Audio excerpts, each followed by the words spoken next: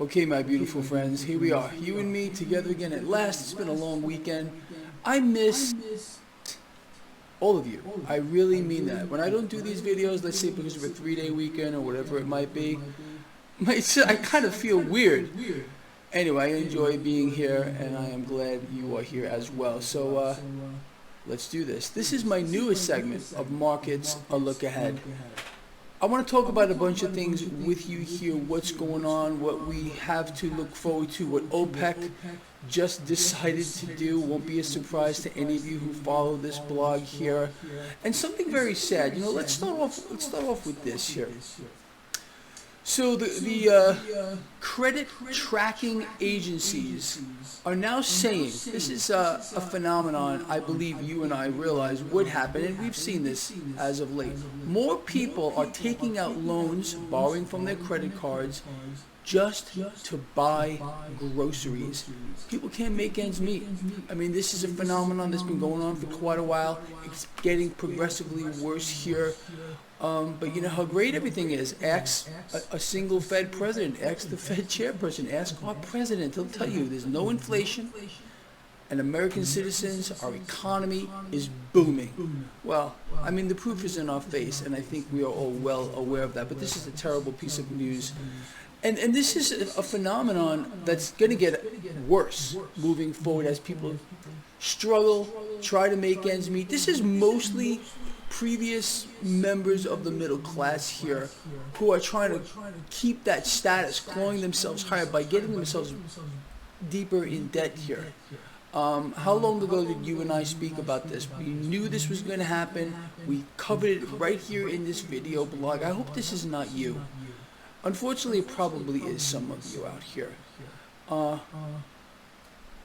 We are literally in the middle, no, not even in the middle, in the very, very early stages of a full-on global economic meltdown. And this is being driven by one force. Central banks around the world who run the entire financial system. They run the whole economic system. It's not our policymakers. It's the central banks. And no one's, again, still being held to account here. And no one will. And that is a terrible thing. Anyway, so here's the situation with this market as of late, and I think it's pretty evident as well. We have a lot of volatility in the stock market, but why? What's the driver here? We've seen an extreme amount of volatility in the debt market. People, look, I covered this recently.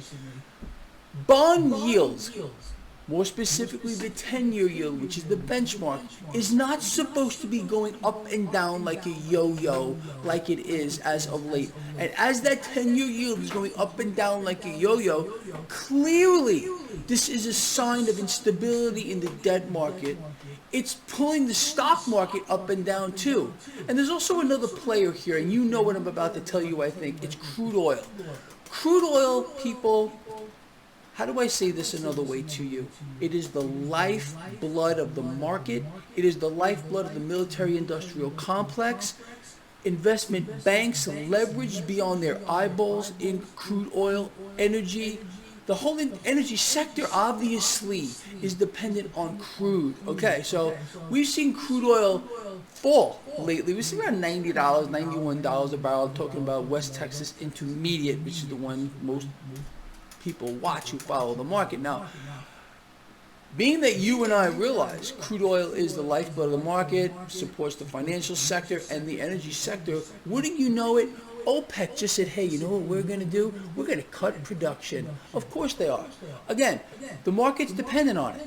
Okay, so they cut production, crude oil goes up higher, gives the financial sector a boost, gives the energy sector a boost. It's just a game. All of this is a game that they play. And the game is being played. And who's losing? The people of the world are losing here. But still, no outcry. All you are seeing is more distractions, more look here, don't look here, propaganda, misinformation, fake news, data, which none of it at all has even the slightest bit of reality connected to it at all. You fucking guys. So, You just to put fuckers. another perspective on this, people, and I want you to understand why this is so important. You How you know doing, Baron and Dick? what What's I up? have What's up? said many, many times. If you were to turn on any of the mainstream propaganda ministries, I'm talking about Bloomberg, Fox Business, CNBC, what do? They constantly pull your attention over to the stock market, the stock market, the stock market. When you have any entity like that trying to force you to look in one direction, you got to say what's really going on. They're not discussing, not one that I have seen, and I follow all of the mainstream outlets. They're not talking about the market driver, which is the debt market. They're not talking about instability in the debt market. They're not talking about these gyrations that we're seeing in the 10-year yield. They're not talking about Yo, what's up, dudes? How bond you guys yields doing? rising. Thanks, guys. Why? Because you're not supposed to know that's going on here. This is a Dick You're not recommended supposed video, to Baron. know that these are clear signs of instability in the debt market. And if the debt market lets go, people, look, it's going to let go. You know this if you've been following this blog. It's deliberate.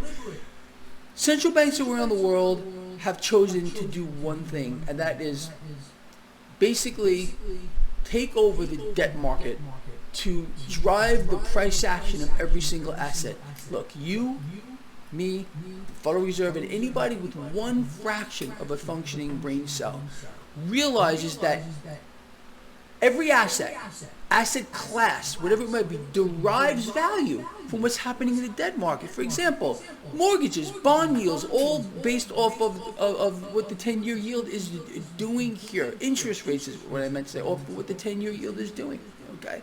So why do you think central banks have gotten in here and suppressed rates for all this time so they can push cash into assets which shouldn't be going into, creating massive distortions across the spectrum? Look, there's not a single asset class today that has a real price discovery mechanism behind it because the debt market is fake.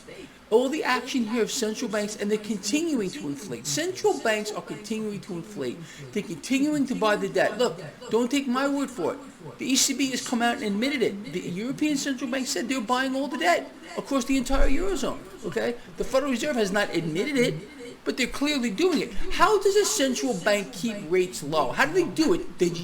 Are they magical? No, they're not. I've said this a million times. They don't have magical power. They don't have godlike power. They can't just say, this is what we're going to do. Oh, we're going to keep rates low. We're going to do this. We're going to do that. No, they have to get into the market. They have to create cash out of thin air, get into the market, and buy the debt. But you see, people don't know these things. They just think the Fed can just say, hey, you know what, we're going to keep interest rates low. You can't just say it. They have to get into the market and make it happen. And I'll tell you something else that's going on here. So, as you well know, we are in the extremely early stages, my view, of a full-on liquidity crisis. What does that mean? The system is going to lock up. Central banks are trying desperately to keep the system liquid. One of the schemes that is going on is the Federal Reserve reverse repo program, where trillions of dollars is being moved around overnight between institutions. This mechanism is in place for one reason: to fake liquidity, to trick the market into thinking it's more liquid. Okay? Liquidity is drying up. You got the debt market selling off, bond yields rising. Okay. You got stocks selling off. Okay. So where's this cash going? Remember, it doesn't grow money wings. What's happening here is you're getting this knee-jerk reaction: sell off in the debt market, sell off in the stock market, and people are hoarding dollars. Look at the relative strength of the dollar. Okay, it continues to go higher. No surprise to you. We discussed again right here, I don't know how long ago, a year? Longer than a year ago, that you and I would witness the Dixie, or the relative strength of the dollar, continue to go higher. And I'm going to tell you something else. You want to know a big secret? I don't think it's done. I think the relative strength of the dollar could potentially go much higher than it is now. And that's obviously not good for multinational corporations, but it doesn't matter anymore. Earnings, forward guidance, PE ratios, none of this stuff matters anymore when you have central banks continuing to rig the market to the highest possible order. So understand what you're looking at here. This instability in the debt market is not done. The gyrations here in the 10-year yield is not normal. Okay, the debt market is supposed to be stable, and assets are supposed to derive value from what's happening in a stable debt market. We do not have that. Understand? Okay. So, is this going to get out of hand? I don't know. Okay, we're entering a kind of a danger zone in the market right now. Okay, this time period, market can be extremely volatile, but forget about the stock market. Like I've been telling you since time immemorial, people.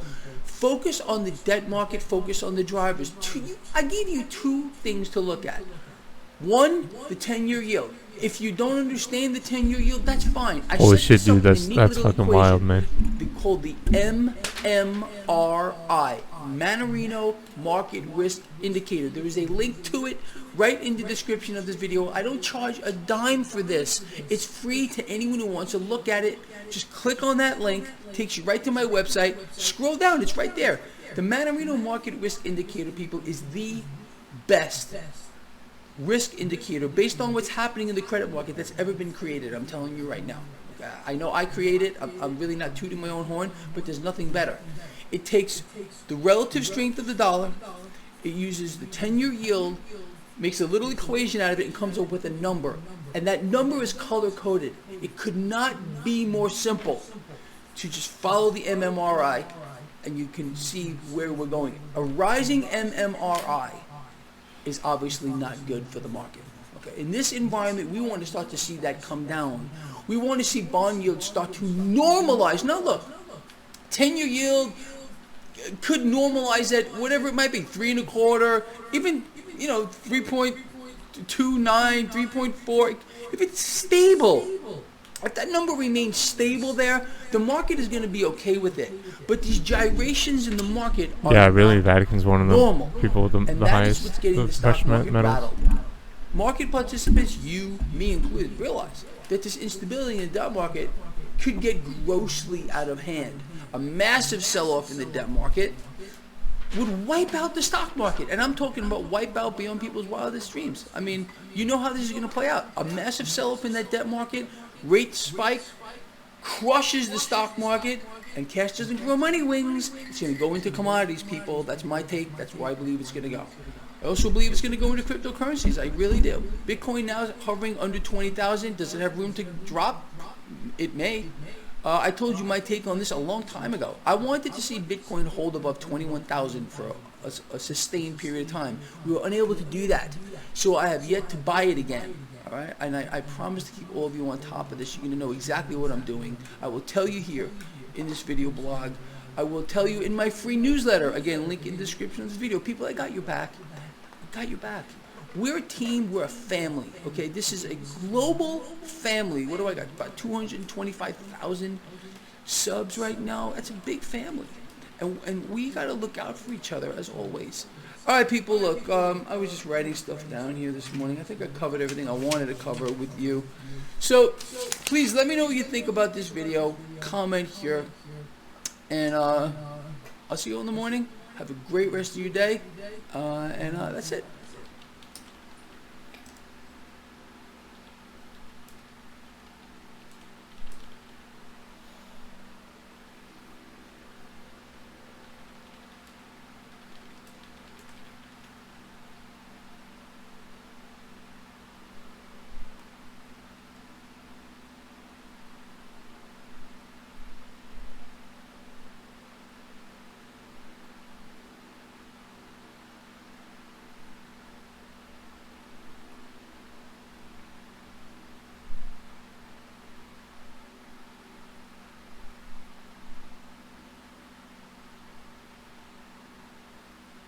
Okay, everybody, it's me, Gregory Mannarino. It is Tuesday, September 6, 2022. People, look, there's a lot of stuff going on. I want to talk about a few things with you.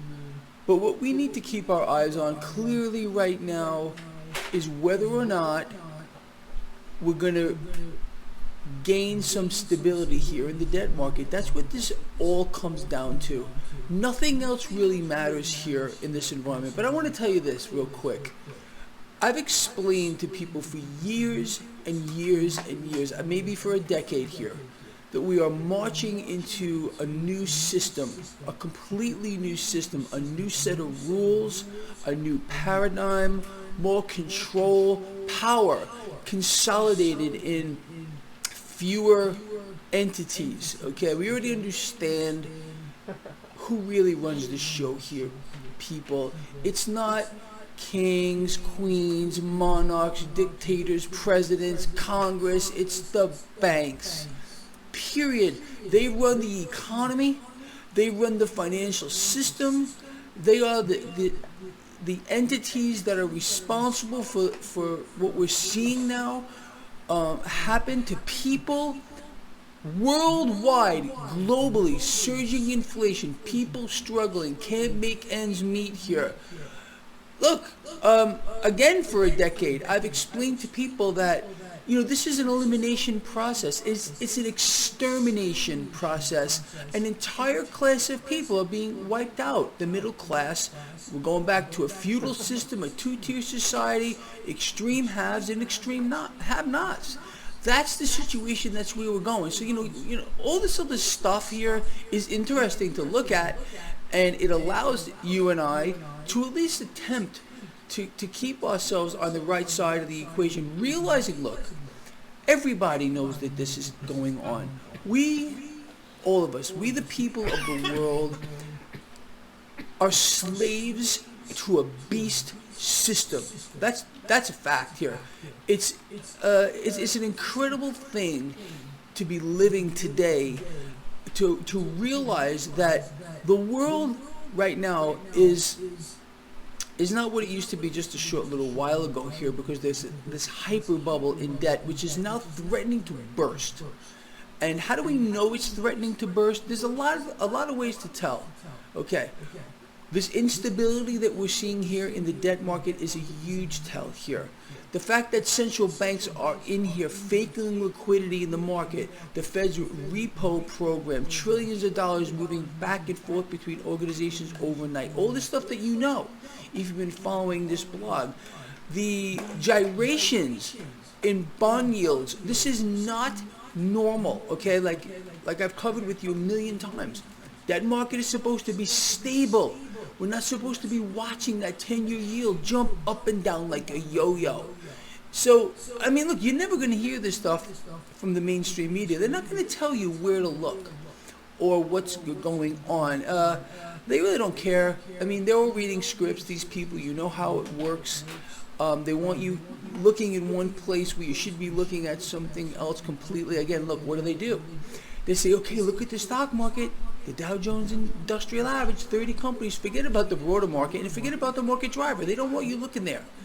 They want you, in some kind of state of confusion, some kind of state of disarray, not knowing what you should be actually doing. Imagine if, for example, they were telling people, hey, you know what? There's instability in the debt market, and we can see it by actions of central bank who are buying it all. ECB's admitted they're doing it. Fed's doing it too, although there's no admission. Central banks around the world continue to inflate. Period. So, look, there's a lot we can take away from this, but just going back to what I said here in the beginning of this video, just understand what's happening, moving towards a new system. Completely new system, a lot more control, and an extermination of an entire class of people, and how you got to keep yourself on the right side of this really isn't too difficult. Forget about the market, forget about trading and whatever that. You got to be on the opposite side of this dead bubble. And to me, I'm not going to change. I'm never going to change my stance on this. Okay, to me, it's physical metals. It's more specifically silver. I still stand by what I've said since day one over a decade ago, that physical silver is the most undervalued asset on the planet. Period. The end. And we understand that you've got major banks, none bigger than JP Morgan, the largest bank on the planet by assets, who continues to rig the price via the derivative of silver lower. So what do you want to do? If we realize that's what's going on, silver, gold, other metals too, platinum and palladium. Silver is my all-time favorite. You got gold here as my second favorite. Platinum and palladium, I guess, run about equal there. But I still say it's silver anyway. So that's where we're going. A new set of rules, a new paradigm, more control, more losing of freedoms and liberties to a much, much higher degree. All right, look, with that out of the way, let's look over here at the stock market here. The first thing I looked at this morning was the 10-year yield. 10-year yield sitting at 3.25 now. Let's keep our eyes on that. The MMRI sitting at about 217. We were higher than that last week. We bumped up to 222 with regard to the Manarino Market Risk Indicator. Link in the description of this video.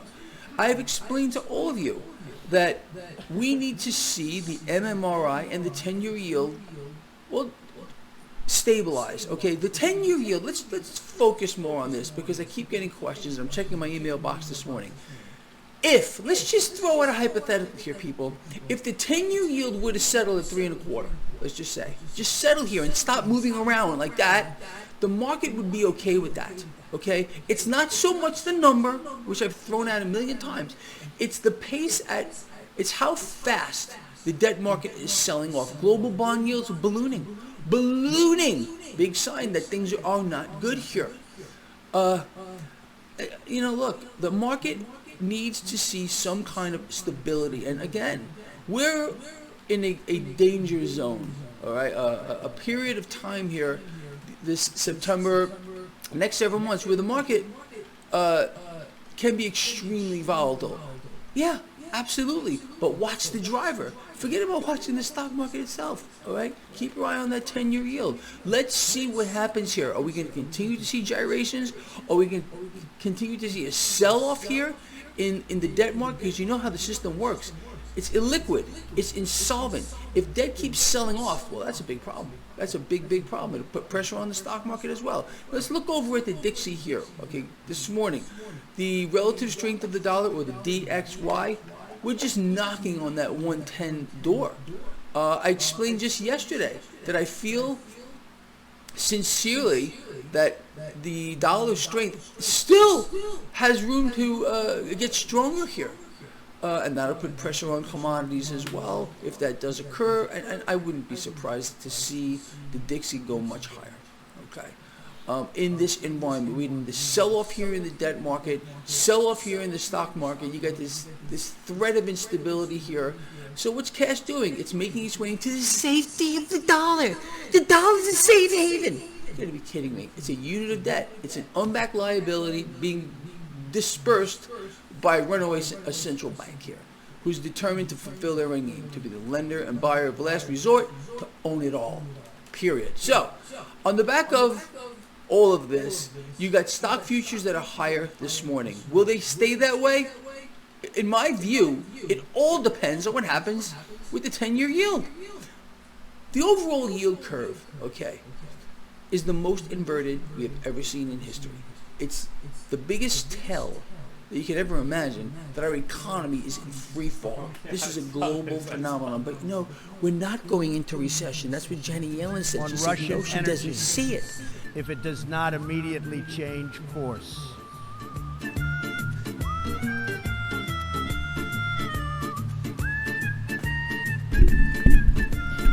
Yeah, I saw this. Why are they playing some fucking Yiddish Israeli fucking music? That's kind of weird. We are committed. Nothing wrong with that music. I love the music. I'm just saying it's kind of strange music to play. From the encroachment of expansionist foreign powers.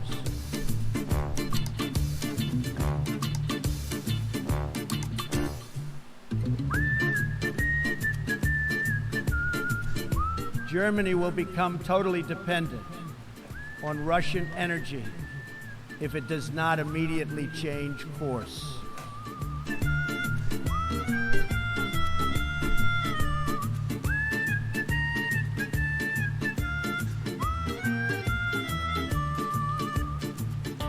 Here in the Western Hemisphere, we are committed to maintaining our independence from the encroachment of expansionist foreign powers.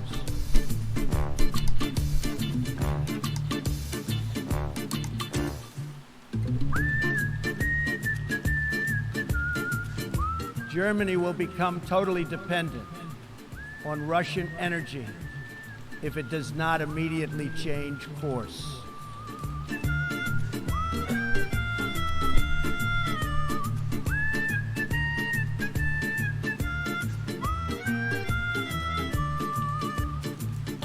Here in the Western Hemisphere, we are committed to maintaining our independence from the encroachment of expansionist foreign powers.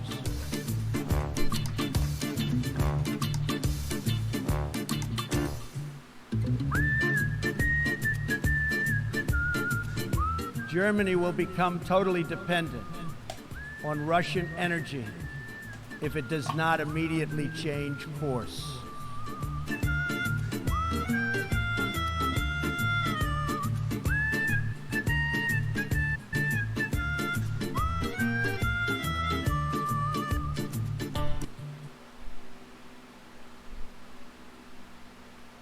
Neither do our politicians who are out there to twist your mind into every which way that it shouldn't be.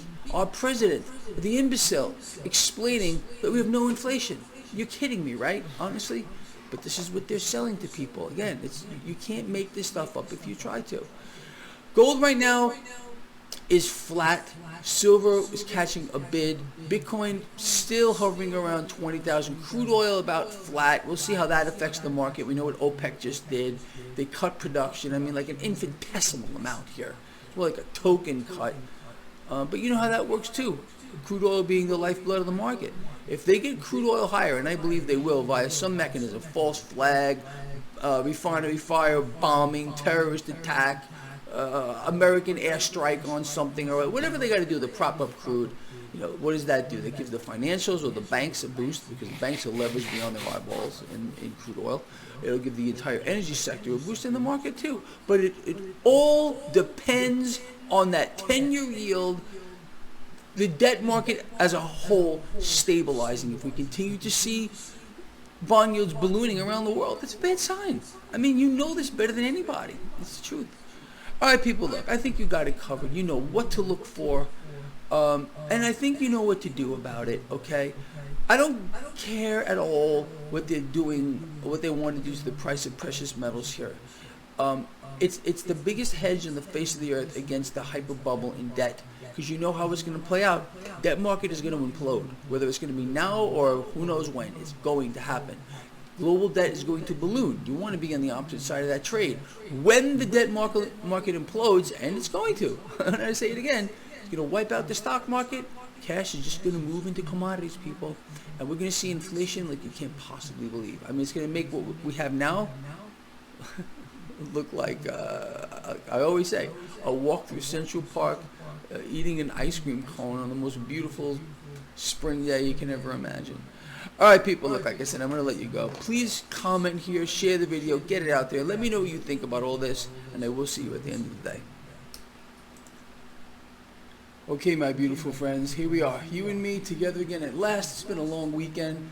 I miss all of you. I really mean that. When I don't do these videos, let's say because we're three. Okay, everybody, it's me, Gregory Manarino. It is Friday. Lovely Friday. September 2nd, 2022. It was a great day. I don't know about you, but I enjoyed it. Yeah, I really did. What am I talking about? Well, what a sick market. Higher earlier in the day. 10-year yield started to come down, looking real pretty. Then we got some abysmal economic news, and the market reversed. 10-year yield goes back up. Sell off across the board with regard to the stock market. Let's talk about some of the economic news that we got.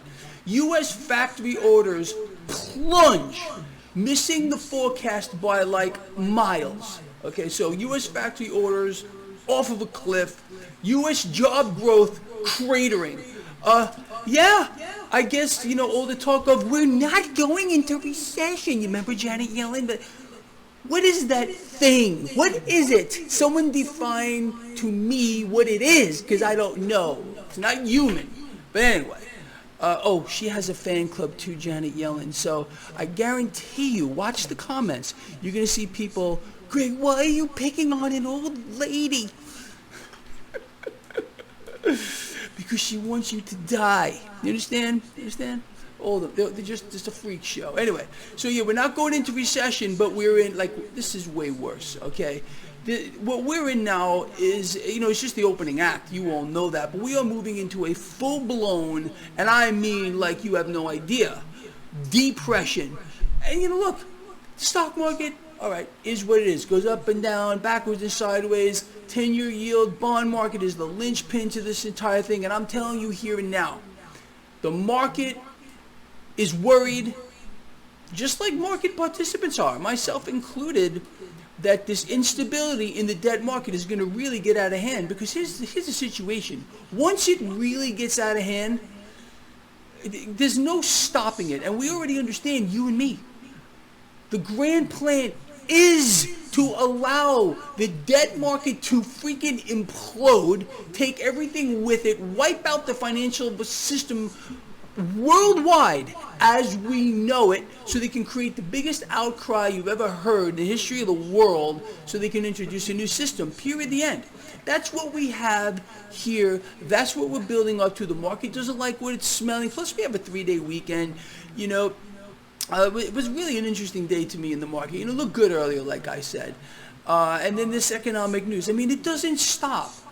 The bad economic news does not stop. It keeps getting progressively worse. Oh, no, I'm sorry.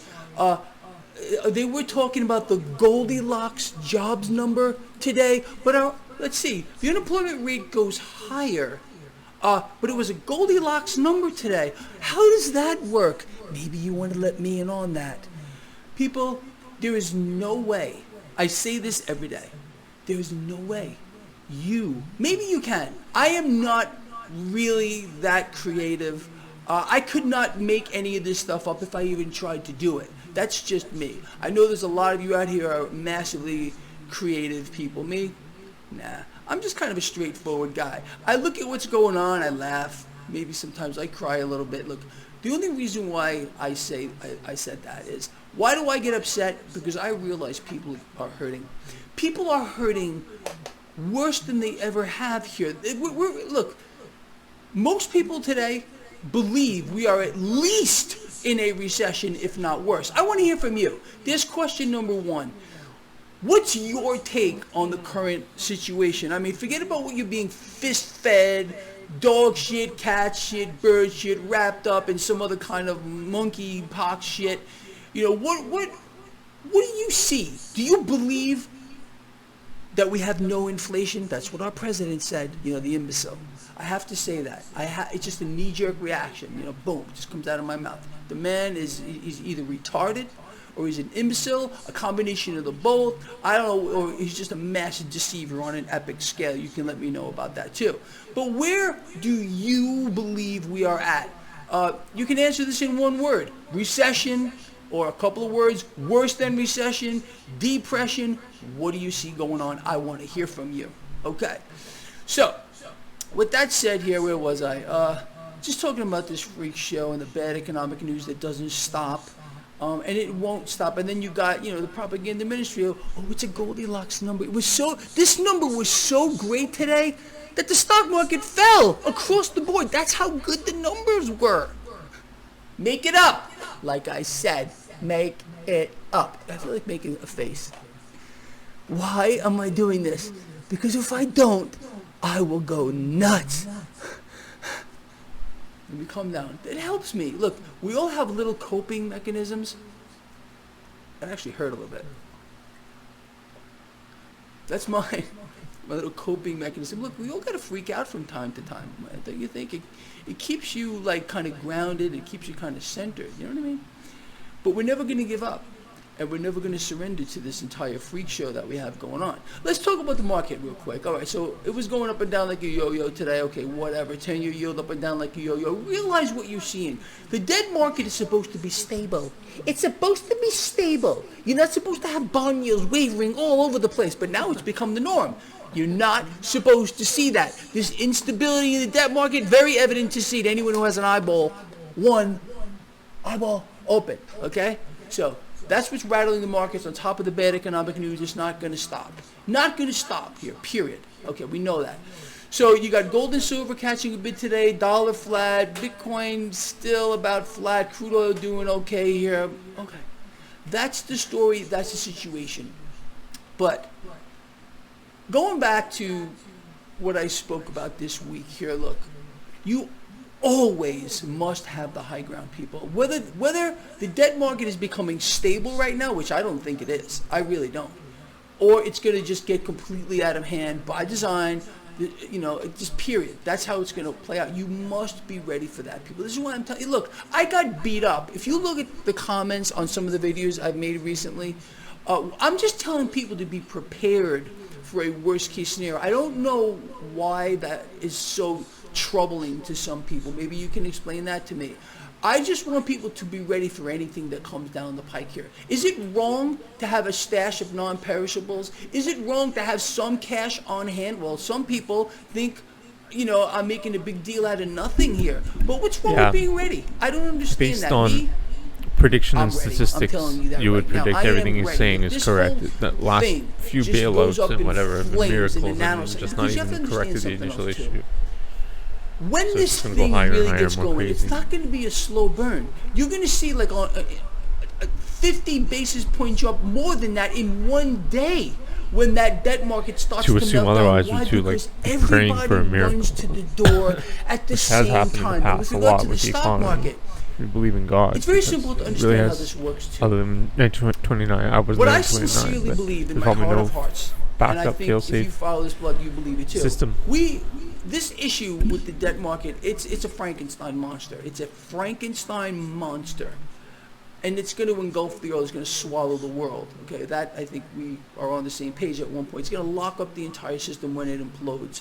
The system is going to change. People's lives are going to change. Now, when that sell-off happens, and it's going to be very rapid, it's going to put a lot of pressure on the stock market. You know the scenario. What happens in a full-on, let's say, actual stock market collapse is everybody runs to the door at the same time trying to sell whatever they have. And then at one point, people are willing to sell it for anything. So they put in market order, market order, market order. Generally, when people sell a stock, a derivative, or whatever it might be, they put in what's called a limit order. In other words, okay, Greg Manarino, can't even say my name right. Greg Manarino wants to sell XYZ stock. Okay, if I do that, I'm not going to put in at a market order. You have a choice between a market order or a limit order. Understand? Anyone that sells something or even buys an asset at market price, well, you're asking to be ripped off. You got to be an imbecile to buy things at market. I never buy anything at market. If I don't get my price, I don't buy. You understand? So, selling is the same thing. When you want to sell an asset, okay, you don't sell it at a market order. You're telling the market maker to rob you blind. Why would you do that? Why would you do that? You wouldn't do that. No one would do that. So, I am willing to sell asset XYZ, stock, whatever it might be, at a limit price of X. This is what I'm willing to take for it. No less. You understand? But in the case of a full-blown market meltdown, forget about it. That just goes crazy. People start lowering their limit. Okay, I was willing to take this, but now I'm going to take this, but it's still not selling. Now I'm willing to take this. And then all of a sudden, you got a slew of market orders being put in, and then the market just zooms down. It just craters through the floor. That's how a real crash happens, not a slow burn. Everybody runs to the door at the same time. Look, I hope you're getting a little bit out of these videos that I put out here. Some of this stuff is gold. It really is. You're not going to find this anywhere else unless you're in the market. You're a market guy like myself. Anyway, so that's the story today, and I want to hear from you, like I said. Like, question number one, where are we? Do you believe we're in a recession? Is this worse than recession? Where is this going? Here's question number two. Where do you see this whole thing going? Is it going to miraculously improve? Are things going to just turn around like our lovely politicians want you to believe, like the Federal Reserve wants you to believe? You see, you have to understand, and I know you do. When you're hearing stuff like that, you have to know that the polar opposite is happening. You understand? Anyway, that's the situation, people. I think you're well aware of everything that's going on. I try my hardest, and I really mean this, to keep all of you on the cutting edge of what is going on. I've taught you how to read the debt market, how to watch the flow of money through markets, how cash moves through the markets.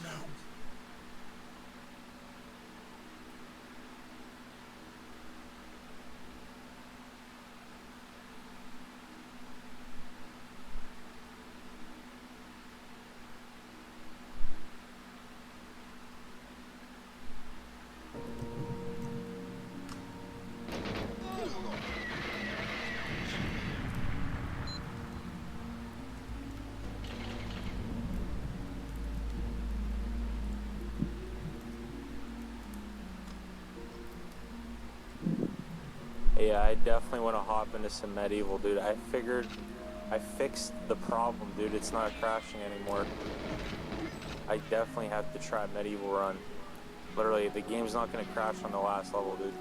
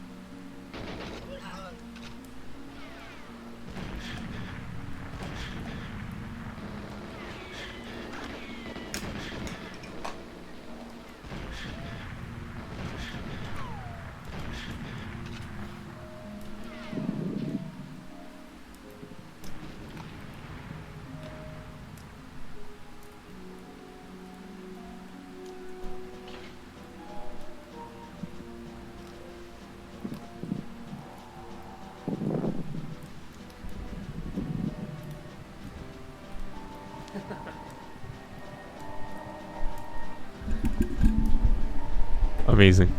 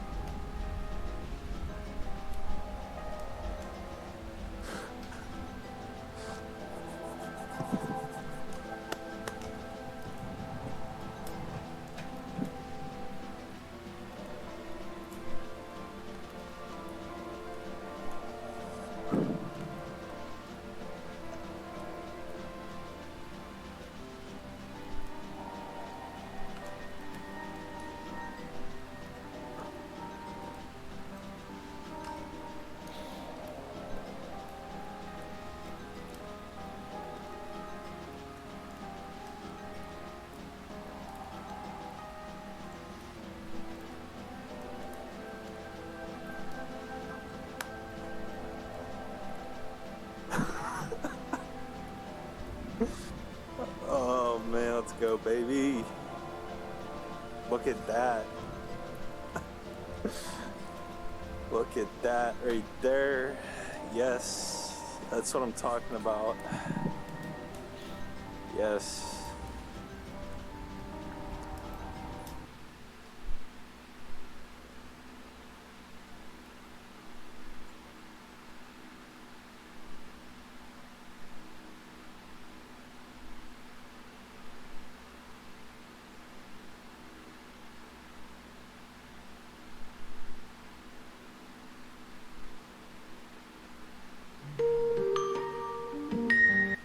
The fact that I hadn't taken time to sit down and really kind of write out and consolidate some of the tangible ways in which my participation in ayahuasca ceremonies over the course of a decade informed the way that I came to know and understand and study ceremonies. A couple of key individuals.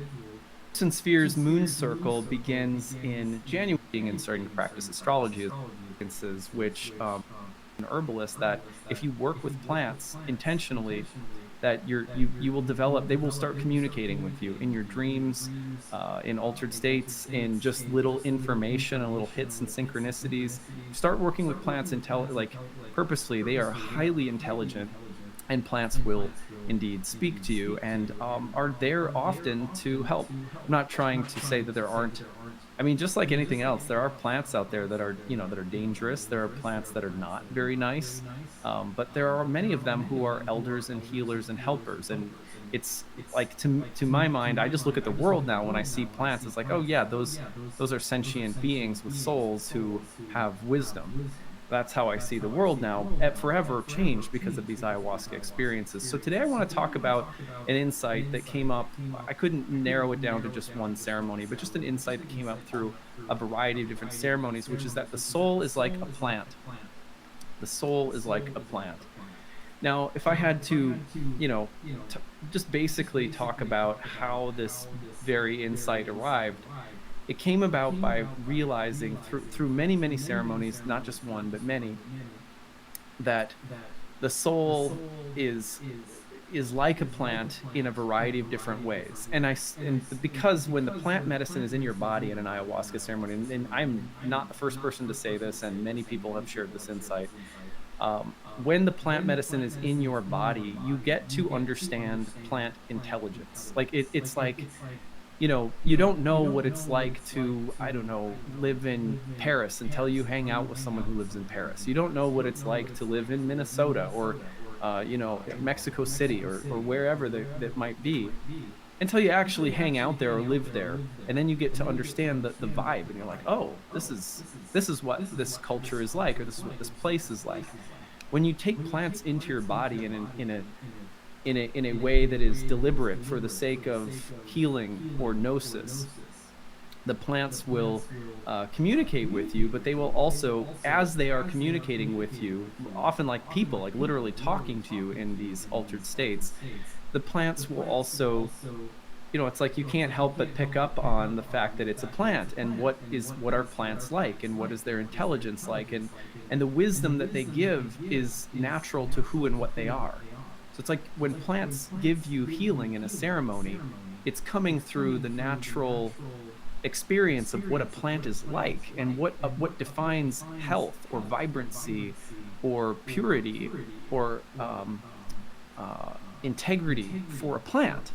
And so when it's not just that the plant comes in and like heals you and cleanses you of, let's say some shadows, which a lot of people experience with ayahuasca, and then you're good. It is that as it is cleaning and cleansing and healing you, it is doing so in a way that mirrors what it is like to be a part of a healthy ecosystem, to be a healthy plant. And so you start understanding that you are not different from nature, from plants, from natural living and growing organisms. And you get a feeling of what it's like to go back to a very simple definition of like biological vibrancy. And that's the plant. That's what's so amazing about the plant intelligence, is that they heal as they remind you of what it means to live a natural, whole life. So how did I experience that with the plant intelligence? And then how does that relate back to astrology? Well, number one, environment matters. That this was something that the plant intelligence spoke to me over and over and over again, like every ceremony, not like one moment or one vision, just every ceremony, that the plants live in, like in the Amazon, right? These plants live in one of the most vibrant, mysterious, beautiful, interconnected ecosystems on the planet. And not every ecosystem is the Amazon, right? And not that, it's the only ecosystem that matters or anything, but when you start receiving healing from these plants that live in this environment, that environment starts to be a part of the intelligence of the healing. And so you're sitting there going like, my life is like a plant, my soul is like a plant, and it needs to be part of a vibrant ecosystem. So where I place my life, whether that's where I live or where I work, or it's just in the same way that a plant can't just grow anywhere, and the healthiest plants, so to speak, are living in places that have a vibrant ecology around them. So plant intelligence starts with the idea, in my opinion, that the environment matters a great deal.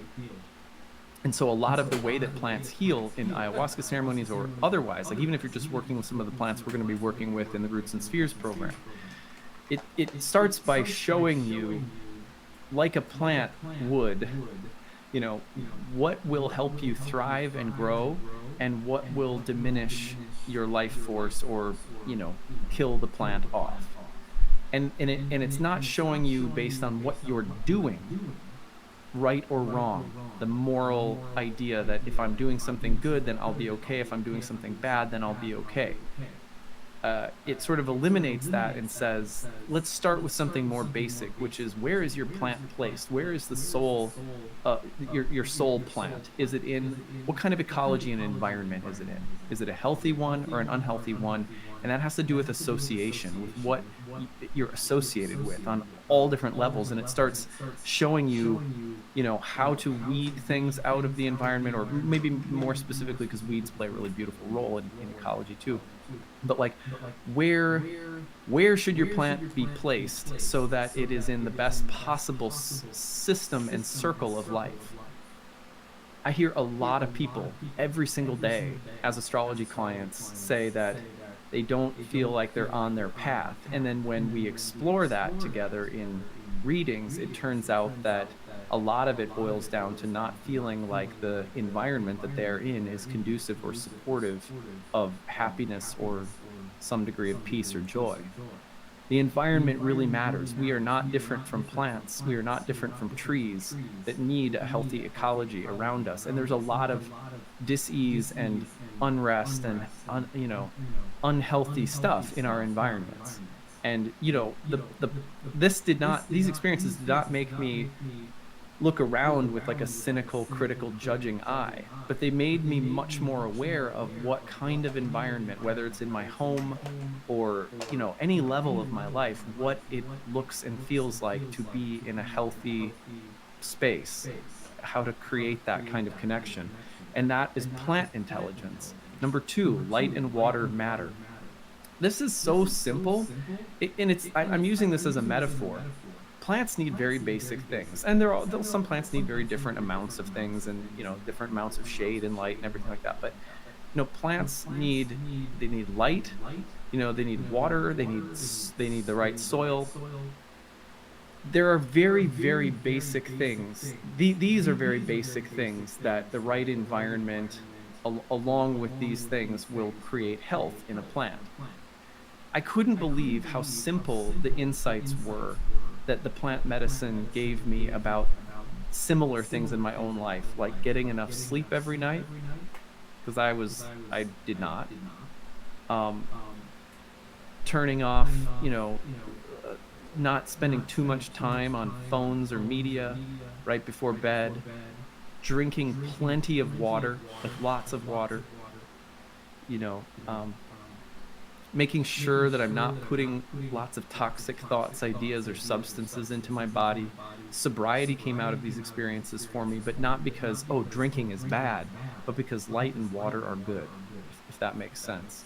Getting outside, getting exercise, like moving your body, moving your muscles, using your muscles, and getting water and sleep, and living mostly a sober life. I'm not saying where that boundary is. I don't want to determine that for everyone, but for me, like, as someone who had addictive tendencies, this was a process of realizing, like, you can't feed you can't feed a plant Coca-Cola. You know what I mean? You can't feed a plant alcohol all the time, or tons of caffeine. Or, I mean, I have tea. I drink tea. That's about the only thing that I drink. But it was like just very, very simple light and water kinds of things as a metaphor. 3, relationships matter. Plants are in really interesting and beautiful symbiotic relationships with animals, with other things in the ecosystem. And it's really important that our lives are not completely isolated, that we don't live in individualistic vacuums, that we are, you know, in give and take exchanges with things in that environment and in a healthy environment. So light, water. So if I had to, it's like such simple things that were just vibrant plant metaphors. You'll be in the right environment. Be careful that that the environment matters. Be mindful of who and what you associate with. Get sleep, drink water. Be careful what you put into your body. Move your body, breathe, get exercise, move your muscles, get enough sleep. Like, such simple things that I don't know how I had gone so far from them, you know? And for many of us, I think they're challenging still. Relationships matter. Who you surround yourself with, the reciprocal nature. Be with people who like to give and receive love, kindness, friendship, exchange, laughter, humor, questions, ideas. You need that vibrant exchange in your life. Number 4, and the last one, there is an invisible gardener. One thing that I was amazed by is that, here's the plant intelligence, and it is so vibrant and, sentient. But it wasn't just like the plant is the almighty knower of truth. It was also this constant feeling that how did this whole beautiful interwoven tapestry of the Amazon ever come into being? What to speak of human relationships and cultures and astrologies and, math and astronomy and physics, and what a beautiful universe we live in. And then I almost named my book The Vine and the Gardener. It was one of the alternate titles that I had for my book. I ended up going in a different direction, mostly because there was a lot of my book that explored my Christian upbringing and the way that the ayahuasca experiences kind of worked on that. But I thought about naming it The Vine and the Gardener because one of the experiences that I had over and over and over again was the idea that you're not alone in this. There's a intelligence, a divine knowing that is moving. Not a blade of grass moves without this divine intelligence behind everything, within everything, above, so below. That there's an invisible divine way of life that's, and there's justice built into it. It's very mysterious, and so also that in the natural world, there's a way when you're in kind of alignment. It's also easier to see and feel the movement of this divinity, this Tao, but you can feel it. And when you observe, often just sitting and observing things after ceremonies, I just go into the jungle or in my my hut, and I would sleep in the hammock and just listening to the jungle. And yes, I could hear all the life, but then it was like there was a pulse, like the force or something. It was really important that the plants were also a part of this divine unity that was within all things. And that a life, if I can tend to my soul like it's a plant and take care of it, even just trying, I don't have to be perfect, but just giving it some effort, that I will start to feel and be in touch with this invisible presence, this source or Tao, or sense of alignment with the oneness in all things. And that being in touch with that that's what, it's that sort of like, that's why plants reach for the sun. That's why plants grow up and blossom. And our blossoming happens as our lives are in alignment. And that these guys are blossoming really good astrologers. Sometimes of that process are wisdom, love. It's cool he's telling his ayahuasca story, that he's being 100% honest. I love that. It's different for everyone what that blossoming sometimes looks like. But some of his videos are not as good as his astrology, let me tell you. He's good though. Pretty profound. And I don't want to insult him at all. He's amazing. Akuta Baba Das.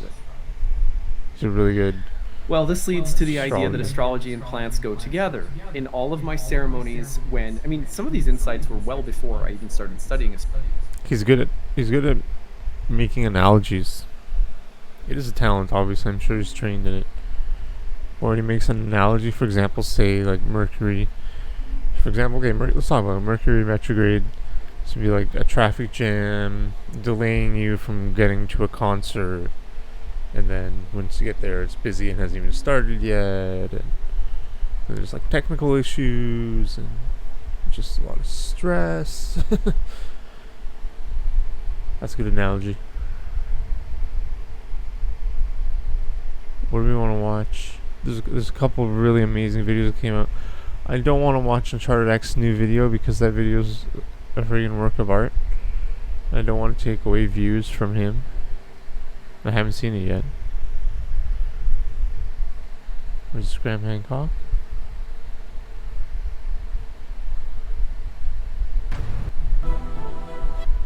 To Mary Mc. That's not Graham Hancock. The bait and switch. They baited and switched us. Oh, should we bring up the Mike Tyson Graham Hancock conversation? Yeah, that's what we're gonna watch.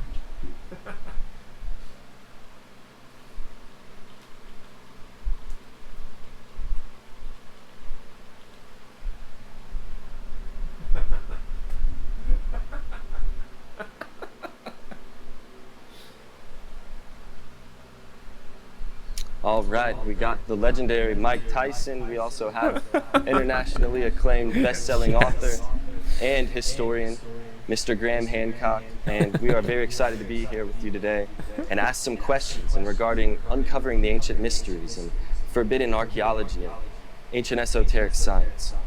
So, Graham, why don't you start us off, or Mike, you can start us off, because I really want to get your opinion on the type of work that Graham does, because I think, and that would be very valuable for our viewers to see and kind of get your take on the things that we've mentioned as far as like forbidden archaeology or ancient esoteric alchemy, et cetera, et cetera. I think that any government in particular would not like the messages that Mr. Graham Hancock puts out, because it gets them, to put them in a position to challenge him, and they're not in his league, and they always come across looking like really imbeciles. Volume's really low, And dude. Sorry, guys. I'm gonna turn it way I'm up. so happy and privileged to have him in my presence today. Is that And, okay like that? That's what I would like to say right now. Damn it. Wow. It's really good to be with you. I'll leave it Mike. like this. I've been an admirer of yours for Sorry, a long time. We come from very Can't different hear it, let me fields, know. but we have, I think, a lot in common. I respect that. That's amazing. Well, speaking of having a lot of common, Graham, why don't you tell us a little bit about maybe your latest book, or, you know, I heard you Okay. climb the pyramid 5 times. And I have. you've done all yeah. these amazing things. You're like I said, an international, you know, hit one. See, my background was in journalism and reporting and some war reporting and tough in the field stuff. I've always believed that if I'm going to write about something, I have to know what the fuck I'm talking about. I've got to get my boots on the ground. I've got to really get into the subject. So I can't talk about the Great Pyramid of Egypt without knowing it intimately, inside Right. and out. To make sure you're putting out the right vibration to the universe. Yeah, and also to respect the structure and respect the work that I'm doing. So, yeah, I've traveled the world investigating the possibility of a lost civilization. That's my main thing. Was there a lost civilization, advanced civilization during the Ice Age? But on my journey, I've also encountered psychedelics. And back in 2005.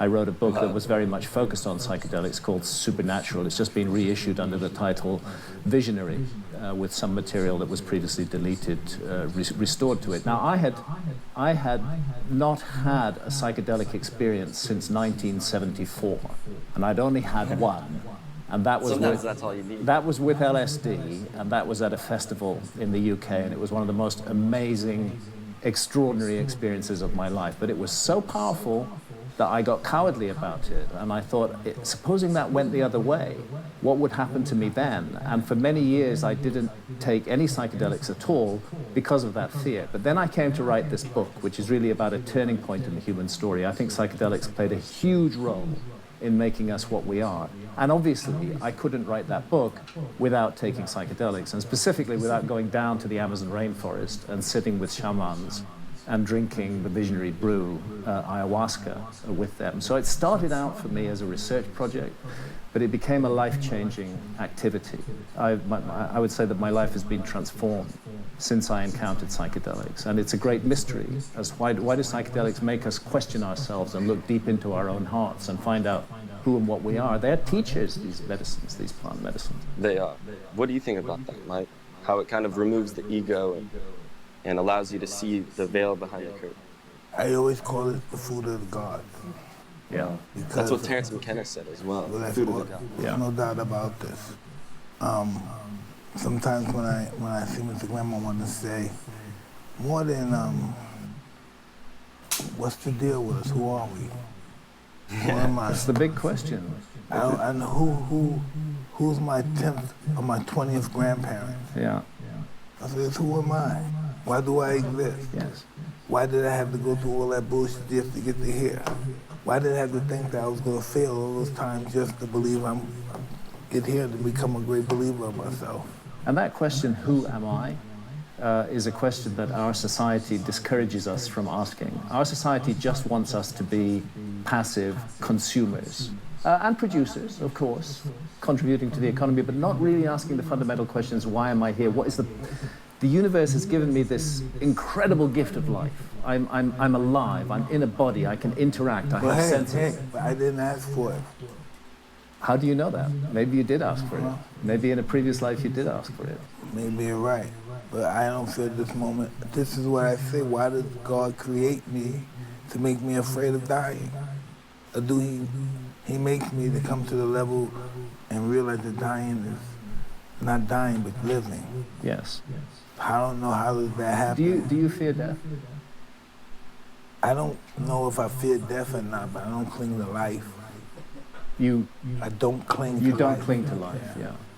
I take chances and risks. Yeah, absolutely. Because what's the point of a life without taking chances and without taking risks? Just complete predictable safety and security from beginning to end. It's a waste of the gift that we've been given, and I believe it is a gift. Personally, listen, I'm 72 years old next birthday. Happy birthday. It's inevitable that I'm going to think about life and death as I get to this point. And here's what I've come to is I do not fear death at all. I fear pain. I feel the humiliation of old age, the collapse of bodily faculties, the mind going, all of that I fear, but death I don't fear. I regard death as the beginning of the next great adventure. So do I. But I was telling my brothers, it's like that's just I think it's the easy way out if we kill ourselves. And I think that's that process of God to make us humble when we die. No, that's crazy. Because he said the word God, which, ayahuasca has dimethyltryptamine, which is an entheogen, which comes from the word entheos, which means, of God or whatever that universal energy is. Realizing the God within, yeah. So what do you think, how does the lost civilization connect to that? I think that any civilization worth the name of civilization has experimented deeply with altered states of consciousness. Consciousness is the great mystery of life. What is this thing that we know we're conscious, we don't know what it is, and scientists don't know what it is. And again, our society wants to keep us on a very narrow path of consciousness, where we are productive and we consume, but we don't do much else. And that's why psychedelics have been illegal for so long, because they are a threat to the prevailing status quo. I think any civilization worthy of the name civilization has encouraged its participants to explore altered states of consciousness, because if we just stay within that narrow band, we're never going to realize our full potential. We have to step outside the narrow band that society makes, always with one proviso, while doing no harm to others. That's the crucial thing. Wow. Now, what do you have to say to that, Mike? What do you say? I say, I believe that I'm here for a special reason. And I believe that, when I took the toll. Oh, the 5-MeO dimethyltryptamine. Yes.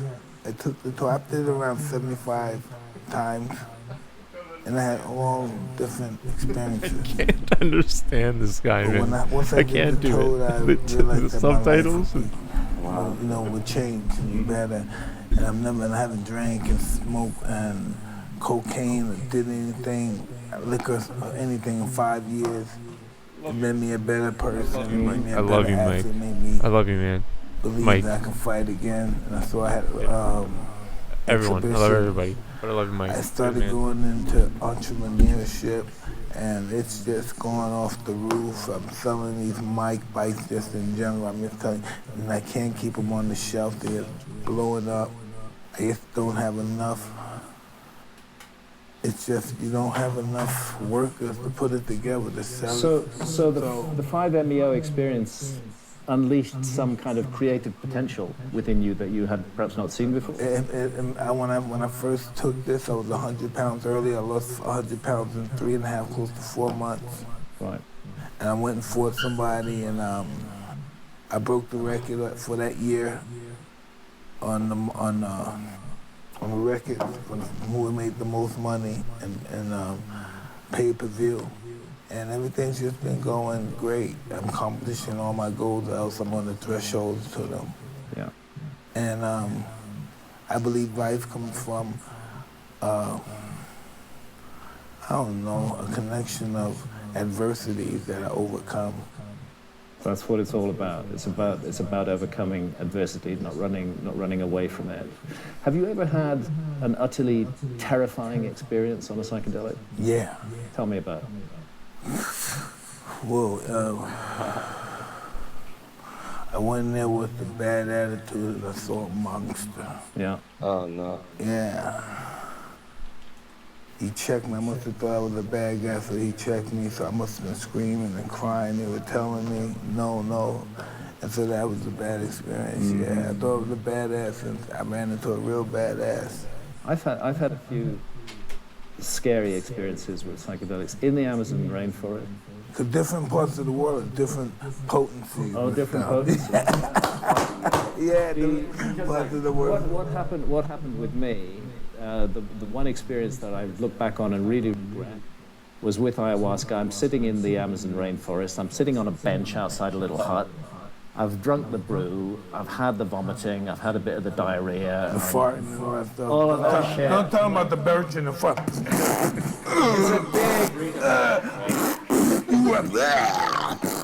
It's a big physical challenge. I mean, the notion that anybody would get addicted to ayahuasca is really people say that, you know. I know, it's so crazy. No way. You got to brace yourself. No way. You got to brace yourself for the experience, and then you don't know what's going to come. So I'm sitting there. I've got rid of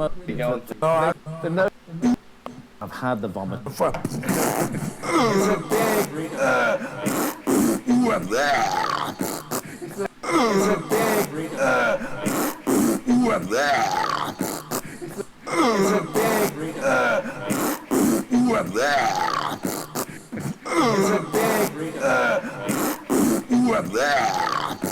It's a big physical challenge. I mean, the notion that anybody would get addicted to ayahuasca is really people say that, you know. I know, it's so crazy. No way. You got to brace yourself. No way. You got to brace yourself for the experience, and then you don't know what's going to come. So I'm sitting there. I've got rid of most of the vomiting and the shit, you know, and the experience is beginning to develop, and suddenly I see above me what looked like two flying saucers in the sky. Wow. And I see this typical kind of gray alien face looking down at me. I don't do aliens much. It's not my thing. I'm more interested in the lost civilization. Hancock is someone I believe that would not lie. Take me.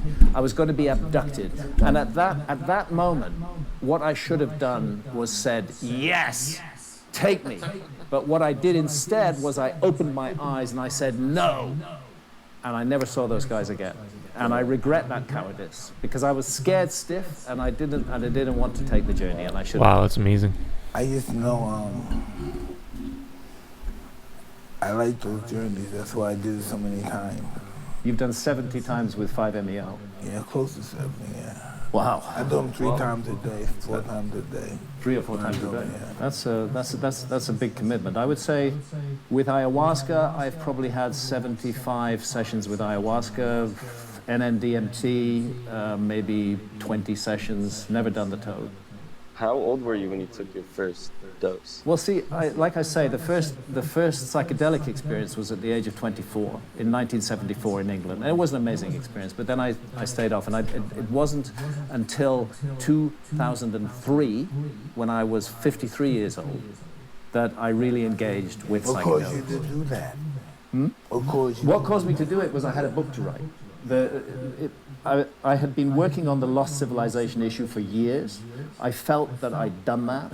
I wanted to move on to something else. I was interested in human origins initially. But then I found that really the whole story of human origins it can be incredibly dull for long periods of time until our ancestors started making art. The moment they started making art, that cave art, that rock and cave art, it's psychedelic art. It's France and also all over the world.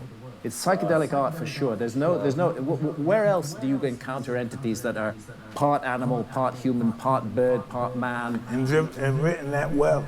Yeah, exactly. Somewhere near the two Where else do you species, encounter Psychotria, except in that- Psychotria species, and Some of it goes back the genus is 70,000 years. Psychotria. And it's a turning point. I think in the human Psychotria story. This is I'm absolutely geniflora. convinced. Of course, we must pay credit to and Terence then a vine. and It's a Food combination of Gods two and plants. the great work that Terence Psychotria, I think, is There's been some a very important Lauraceae. scientific work on this, and this was the turning point in the human story when our ancestors encountered Euphorbiaceae, psychedelics and began which is to the leave family. evidence for that in the form of paintings and art. And so you've deciphered the painting. Kind of rare, kind It's of not so common, much a also matter of rare. deciphering them. It's a matter of as tree. a as a And the writer leaves wishing to are be you authentic can and identify wishing them. to They're pretty write plain about looking. this, I had to have the experience Lauraceae myself. leaves. And initially, it was entirely a research project, but it became something so important to me. I felt it was. I felt it was making changes in my life that I really needed. I swear, And I therefore, swear to long God, I after opened the page research and issue went Psychotria away, came up, like, I just carried randomly. on That's crazy. working with psychedelic. Always wanted to know what time period did it come to those people in France, because you know at that particular time, what was that, 70,000 years, 70,000 years, France and Africa was collided together. There was no water between them then, because they wrote a line in the cave, and the line didn't have a main. Yeah. And what the fuck is the lion doing in France? No, there's no big cats in France. There were then. But no. Yeah. Maybe saber-tooth and all that stuff. But how did that happen if it's in France? I know that piece of art you're talking about, which is there's two. There's one is a painting, and the other is actually a little statuette made from mammoth ivory of a lion. And they always, the guys in, the Romans, Christians, all those guys, why would they always have the flower around their wrist? What do you know what I'm saying? Yeah. Is that lotus or anything? The blue lotus. They always have the little bag. Yeah, the little bags are. I'm sure they were carrying their stash. Yeah. It's a sign. It's a symbol. It's something that's passed on. So for me, the notion of a lost civilization is inseparable from the notion of altered states of consciousness. Yes. And our civilization is really missing out on something very important by being afraid, by not allowing these experiences, by forcing people to go illegal in order to have experiences. I believe very, very strongly that as adults, This is how we should cashew- have full sovereignty. This is how over what we cashews are choose to formed do as with a our own fruit. bodies The and our nut own is actually at the health bottom and our of own this consciousness. fleshy So long fruit. as we don't harm others, It's crazy, that's let me the show you. That's the crucial thing. So long as we don't harm others, we should have complete sovereignty. It's none of the government's fucking business what I put in my body or how I treat my body. It's my concern, my responsibility. And all the governments are doing is making us not responsible for ourselves, turning us into children. You know? That is. This right here is doing it. This If I right don't here- have this, I'm lost. Yeah. Phone would be like a will. When you die, you give your phone to your loved one. It'd be like a will. All your love is there to show them. There's so much on these things. As I confessed earlier, I don't own a cell I phone. heard that these are psychedelic too, Wow, I don't but I know heard they're the kind of strong. I I don't have know. I've that never before. tried them though. Yeah. Find them on the Well, I'm river lucky because margins. my wife looks after the phone, and she knows how to handle it. So you outsource the technology. Yeah, it's just something I don't. For some reason, it's just something I don't want to learn. There's stuff I need to learn, and one of the things I don't want to learn is cell phone, or maybe just very old-fashioned. Well, it just depends. You know, I think it's a wonderful viewpoint. And Dr. Rick Strassman, in his book DMT: The Spirit Molecule, basically wrote that all alien abduction victims were due to an accidental endogenous DMT release in the brain. You know, I know Rick well. He's a good friend, and he's done some absolutely amazing work. And there's follow-up to that work, which is being done at Imperial College in London. It's not been widely publicized yet, but it's called DMTX. As you know, DMT is a quick journey. It's a 12, 15-minute journey. Rocket ship to the other side of reality. You're in It's there. not anymore. Well, It's up to an hour now. Well, this is what the DMTX is doing. They found a technology to basically deliver DMT by drip to volunteers. And those volunteers are making extended journeys in the DMT realm. And they are coming back with the same observations. I want to do that one. The drip. It's like they're mapping another world. It's like that.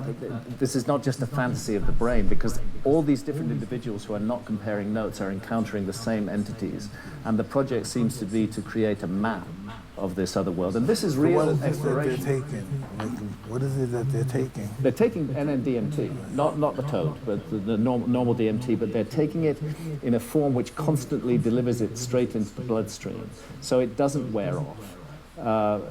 Without using a monoamine oxidase inhibitor, it goes straight into the bloodstream and it doesn't wear off, and it lasts for about an hour. And they're in the intense DMT state. How do I get that stuff? You talk to Imperial College in London. All right. I think they might be very interested in talking to you. I could be one of the guinea pigs. Exactly. Yeah. Exactly. I would love that. You get a pig for that. I know one of them personally. And then also the You mushroom. know a guinea pig? You know a guinea pig? I do. Yeah. And he's told me. So I'll some be amazing safe things. if I go through this process. Right? You'd be totally safe. Yeah. Wow. And contributing to science as well. Wow. Yeah, because even the mushroom is 4-phosphoryl-oxy in dimethyltryptamine. Yeah. So mushrooms are a type of They're DMT. kind of orally active DMT. Yeah. Yeah. And it's the spirit molecule, which comes from the word, spire, which means to breathe, right? That's why DMT is the spirit molecule the most is produced, not just in the pineal gland, which, as you Excuse know, me? has a retina, cornea, and a limb. Can you tell Kiki to bring some mushrooms in here from the refrigerator? Exactly. Yeah. I've had less luck with mushrooms. I've taken mushroom journeys maybe. You didn't take the right one. I didn't take enough. I think that was the thing. No, take the right one. I've done the Take the journeys right one, don't have to take enough. 7 or 8 times, sometimes in the form of a tea, sometimes just eating the mushrooms.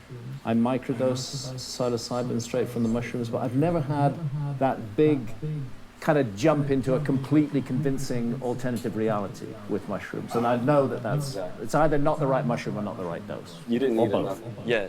Terrence McKenna talks about the heroic dose. The heroic right? dose, yeah. Being I'm the Gyges. heroic dose guy. I can see you're the heroic dose guy, yeah.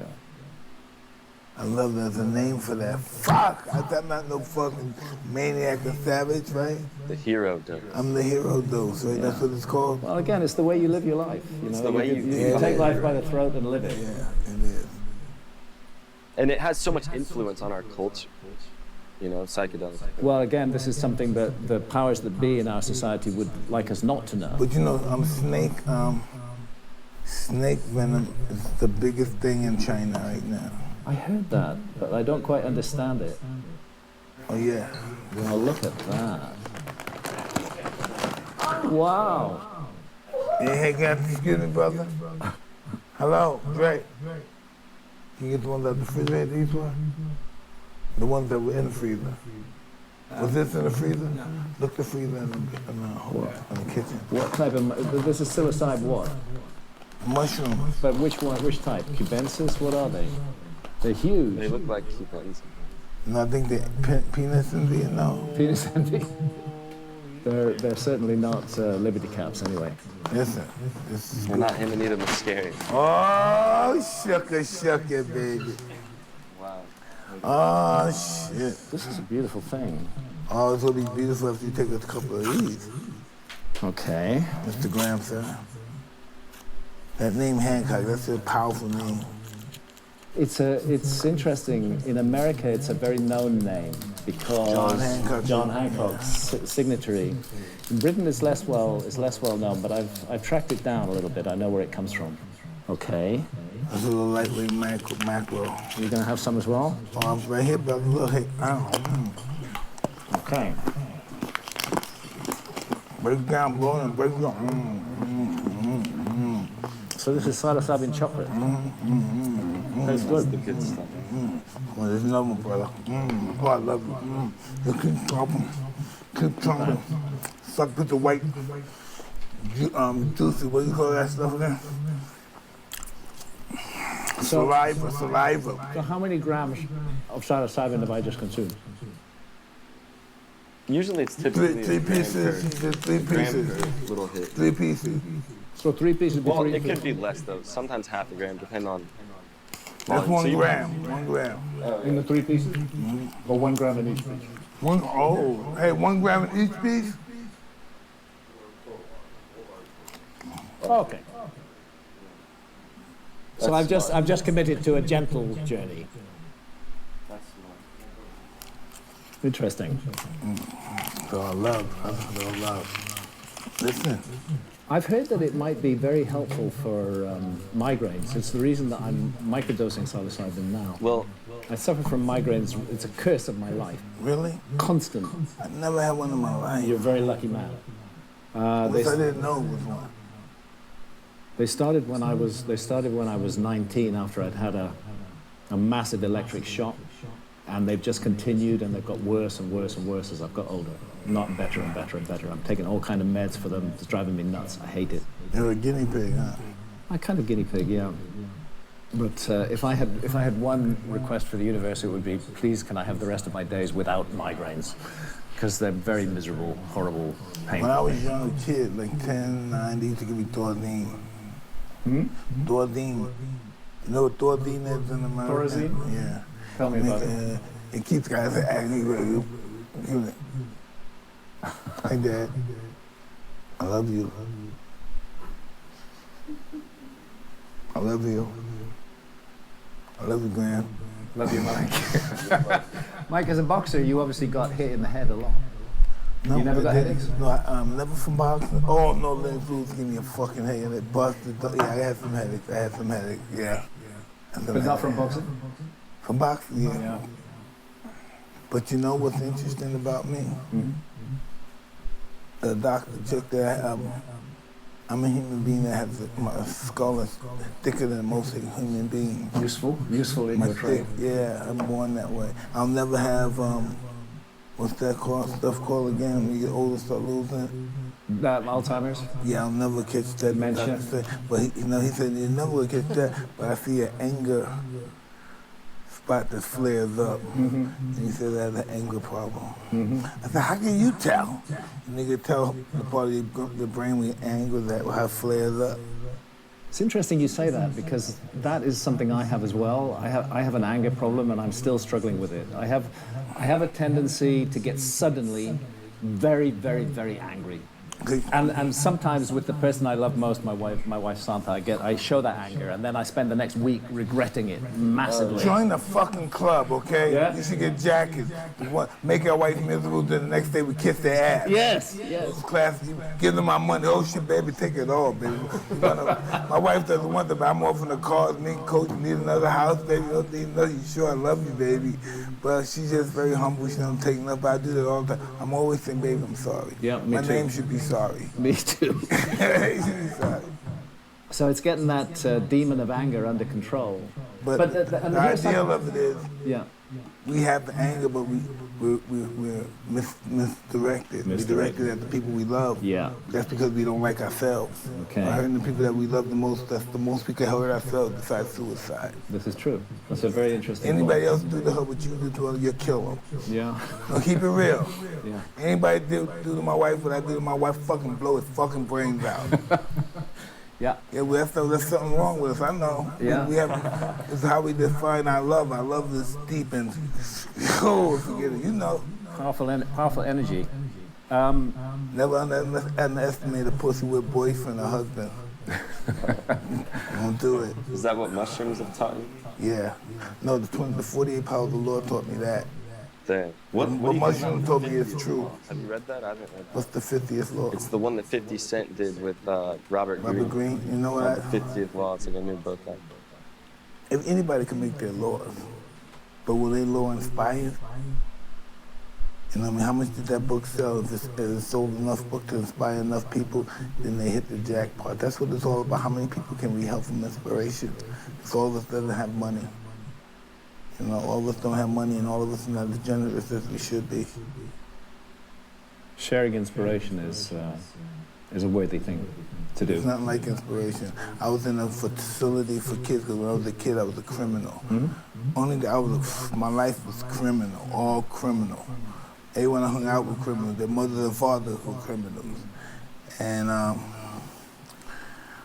we just ransacked the city, and we just didn't care until I went to this facility, and Muhammad Ali came and visited us. I said, I want to be like him. Boom, pop.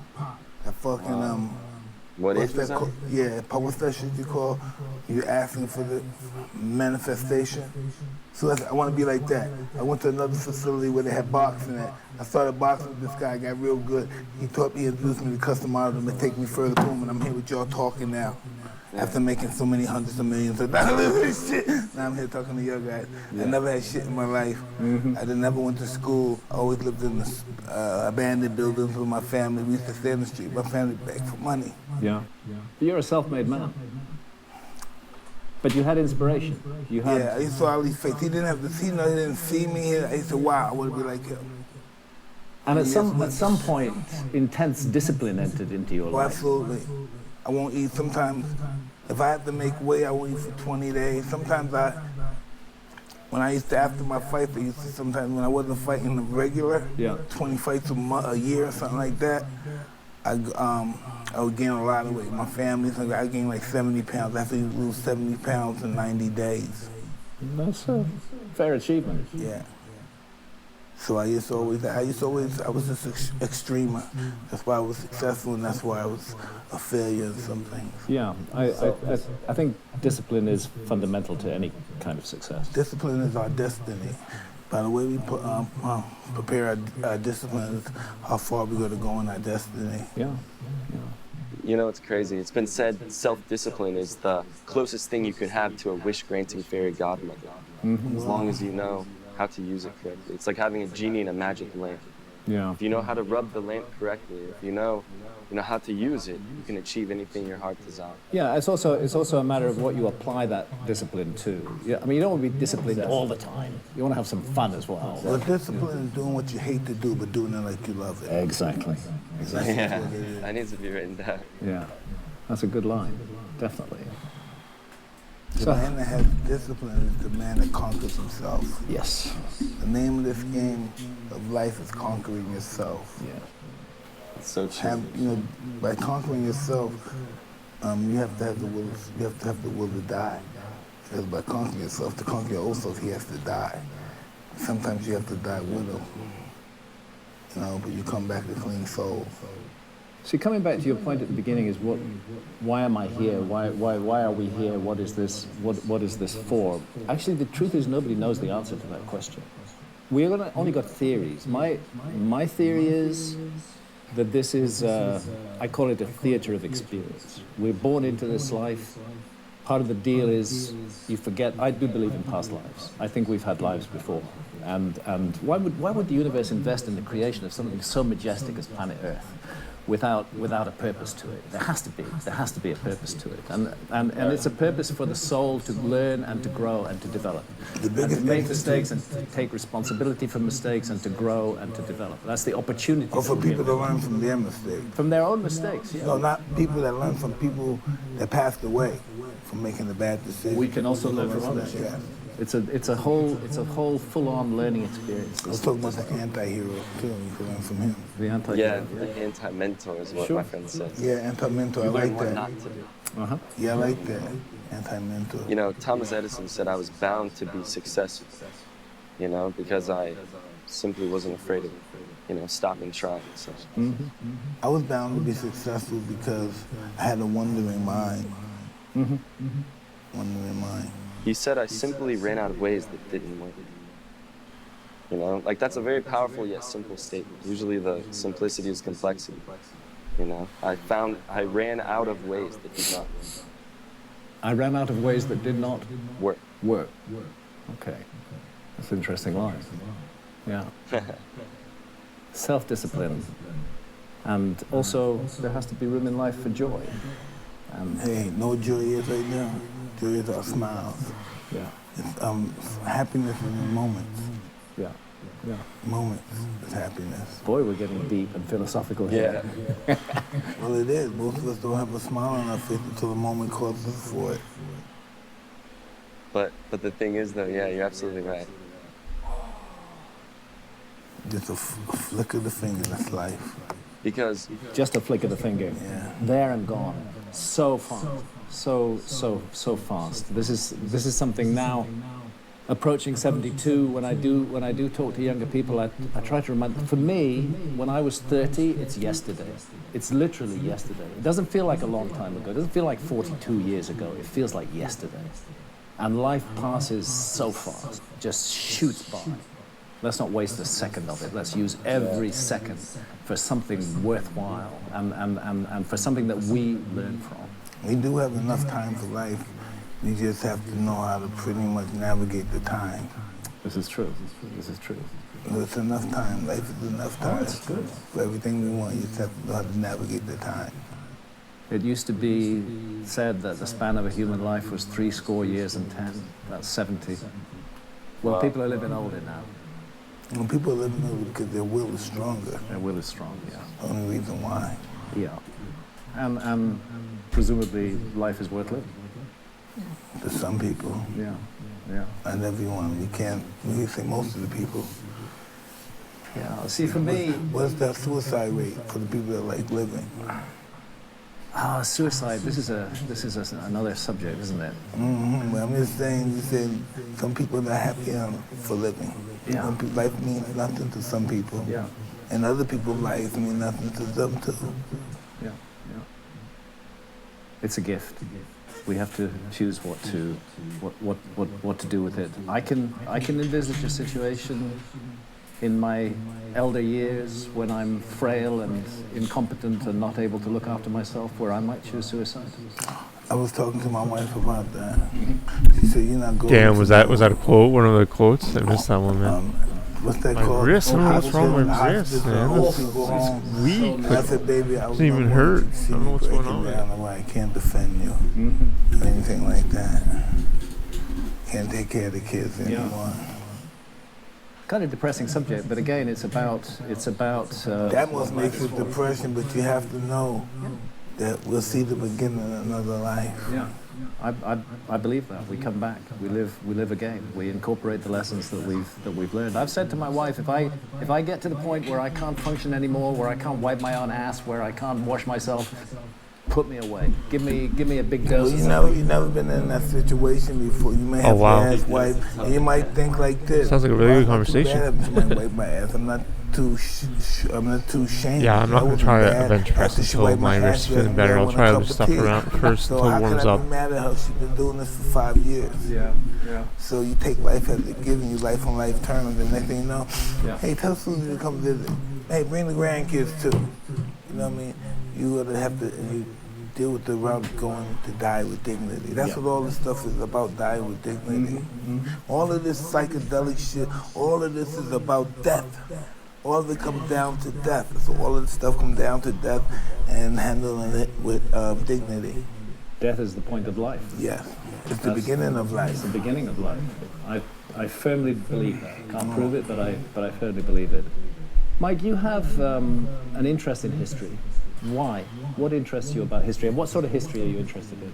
Listen, I got involved with history from the Encyclopedia of Boxing, so watching all these guys, and one day we were at the table, and all the fighters were there, Cuss was at the head, and this guy said something about Alexander the Great. He said back in Alexander the Great time, he was 6'6", he was a monk. So I said, and my subconscious said, who's that guy, Alexander the Great? He said, boom, who is that guy? And so as soon as we finished eating, I was looking the guy up, trying to find, but I went to back then, you went to libraries. And so I found out his story, and ever since then I put myself in this situation. I was subconsciously Alexander the Great. What an amazing character he was. At 20 years old, he conquered the world. Conquered the world. And at 20 years old, I became the youngest heavyweight champ. That's the power of neuroscience, right? And applied discipline. That's incredible. Yeah, I used to walk 30 miles, 40 miles a day, like his troop did. Yeah. They were. I used to train with 75 pounds, because that's what I guess that's what the government did. I know that's what Alexander the Great did. It was around 75 pounds on their backpack, and they did like 60 miles a day. Some stuff 45 to 60 miles a day. That guy went all the way from Macedonia in northern Greece to India. He went all the way. The only reason he didn't go past India because his men was a little chicken when they saw all the Indian people over the other side of the river. So he tried to keep going by the river to get an easy spot to cross, but they wouldn't let him cross. That's right. That's when he turned back. Yeah, and his men wanted to go back because they were frightened. Because they saw all those generals the generals from when they came from Macedonia, all the generals from Macedonia, when they went back to Greece, all the generals were Persians and stuff, Equestrians, and some other races, and then that's what they didn't like.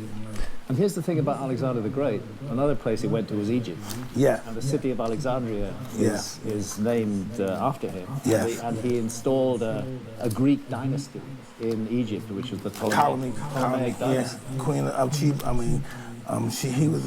Cleopatra was related to him. She was the last of the bloodline. Absolutely. But the bloodline, Ptolemy was like half brothers, I guess, with because Philip the Macedon fucked everybody's mother. Yeah. So some of those guys were his half brothers, and he didn't even know. Well, it's interesting with the Ptolemies because, okay, that was a Greek invasion of Egypt. But those Greeks became more Egyptians than the Egyptians. That's what the all war was about. The Macedonians and Greek was turning more Egyptian now. Hey, now we Egyptian now. Before we were Persians, now we Egyptian now. But they didn't want to stay in that Roman state of mind. But then came the Roman invasion of Egypt, and the Romans. The way I look at it, who was the general of that war? Julius Caesar. No, Julius wasn't. He was dead already. It was Mark Antony. Anthony and Cleopatra, yes. No, but it was another guy. Who was he fighting? Was it Brutus? Who was he fighting? Two Brute. It was Mark Antony. Who was the guy fighting? It's not my period of history. But those two were fighting. What I do know is that when the Ptolemaic dynasty of Egypt was in place, it was very Egyptian. It's after 322. And they acted as after Alexander the Great died. Yeah. And so Ptolemy took Egypt. That's right. He was one of Alexander's generals. And then and they became very Egyptian. And we owe our understanding of ancient Egypt to those Ptolemies because they were the bridge that brought them to our culture. But then and the Ptolemies are the one that had Alexander's body for a while. That's right. So that made them king. Yeah. But then comes the Roman invasion, and the Romans are totally different creatures. They dominate Egypt rather the ancient Egyptians colonized the Greek mind, but the Romans colonized ancient Egypt. And it was a turning point. Well, the Romans were animals. They just treated everything as everybody's a slave, everybody's inferior to us and all that stuff until they got crushed by the Germans. They got crushed, by Attila the Hun. He crushed them in 355, but then again, in 8 AD, the Romans got sacked by the Germans. Mm-hmm. And speaking of the Romans, you also have bad motherfuckers. They don't know their history. They also have bad motherfuckers. Charlemagne. They were good at what they did. Rome used to be murder. Saturnalian. That's what they did. Murder. And stealing, taking other people's land. Coffee, yes. They graded that lying. Listen, you never hear Broomhilda, the witch Broomhilda? I have. Heard that name before, guy? That's a real motherfucking woman, and she's a Merovingian. You know why they made her a bad person? She killed more queens and kings in the Merovingian dynasty than anybody. And that's why they made her the baddest and meanest name in a woman, made her the name of witch. So, you're keen on Alexander the Great. Which other historical figures? His name of who? Who named somebody? What about William Wallace in Scotland? But William Wallace was a badass, but he was betrayed. He was betrayed bad. Yeah, he was a badass. I just watched that film again on the flight over here, and it was kind of good. But William Wallace, and who was the guy that took his place? Robert the Bruce. Robert the Bruce. Now here's my middle name, Bruce. Yeah, after him. I was born in Scotland. I was born in Edinburgh, and my grandmother's maiden name was Bruce. So I got my middle name Bruce from her. So I belong to the Bruce clan. My wife asked me this question, and I couldn't ask her. Who's that brute from England that came and persecuted and massacred all the Scottish people? What was his name? Edward. They cut his head off. Edward Longshanks. No, there was another guy. They cut his head. They opened his grave and took his head off. Who's the? Who massacred Scott? No, yeah, and he killed James and them too. Scotty, I guess. Oh, name? Bonnie Prince Charlie? Talking No, to Charlie? no, he never took the reign as king. No. He conquered everybody, but he never took the title as king. You're really good on your history. God, this guy, the Scottish people hate this guy. He's like a man. He's like a boogeyman to them. What is his name? God damn. He wasn't a king or anything. He was a general. What period?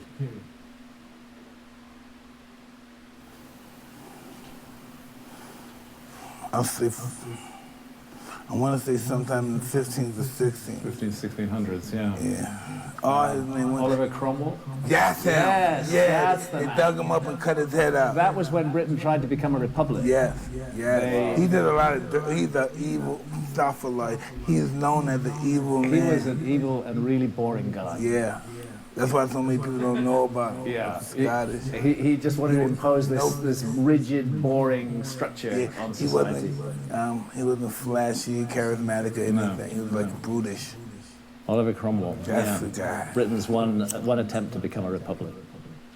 Wow, that's It amazing. lasted 11 years. So you guys know your history very well. I'm actually not very up Certain time on period. recent history. When I say recent history, I mean anything in the last 2,000 years. My stuff is all before that, going right back to the last ice age. I think it's the case I've been making for the last 30 years. I'm at the beginning of the time. And that's what ayahuasca shows you. Well, You can go back to ancient cultures.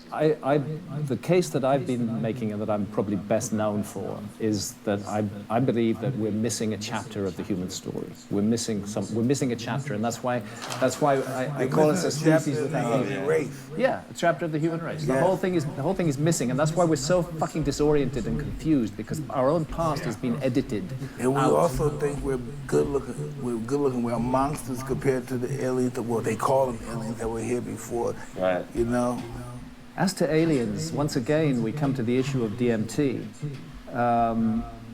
All the mainstream talks about exploring outer space, going to other planets, visiting distant star systems, but we have this incredible tool for exploring the nature of reality, which is DMT. And I don't think you can separate the alien issue from the consciousness issue.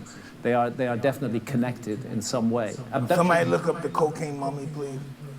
That's a fascinating subject, yeah. Oh, well, since you know, I'm going to talk to you about it. How in that part of the world that cocaine never existed for thousands and thousands of years, and these guys... This is back in the time of Who did Ramesses. they trade with? Who did they trade They with? must have been crossing the Atlantic Ocean at If that they had time, because training with cocaine is a people New with World cocaine, plant, and they yes. had nicotine too, and that's Yeah. a New World plant. Neither of those plants existed in the Old World, and they're found in mummies. People say I'm a dumb motherfucker. No way they got cocaine in Egypt before. The archaeologists are trying to find 1,000 different ways to deny Listen, that and say that do you it's know about impossible, that? but it's there, it's a You fact. know that city under Turkey that's been there longer than Africa, around 9,000 years old? Say again? The city under Turkey.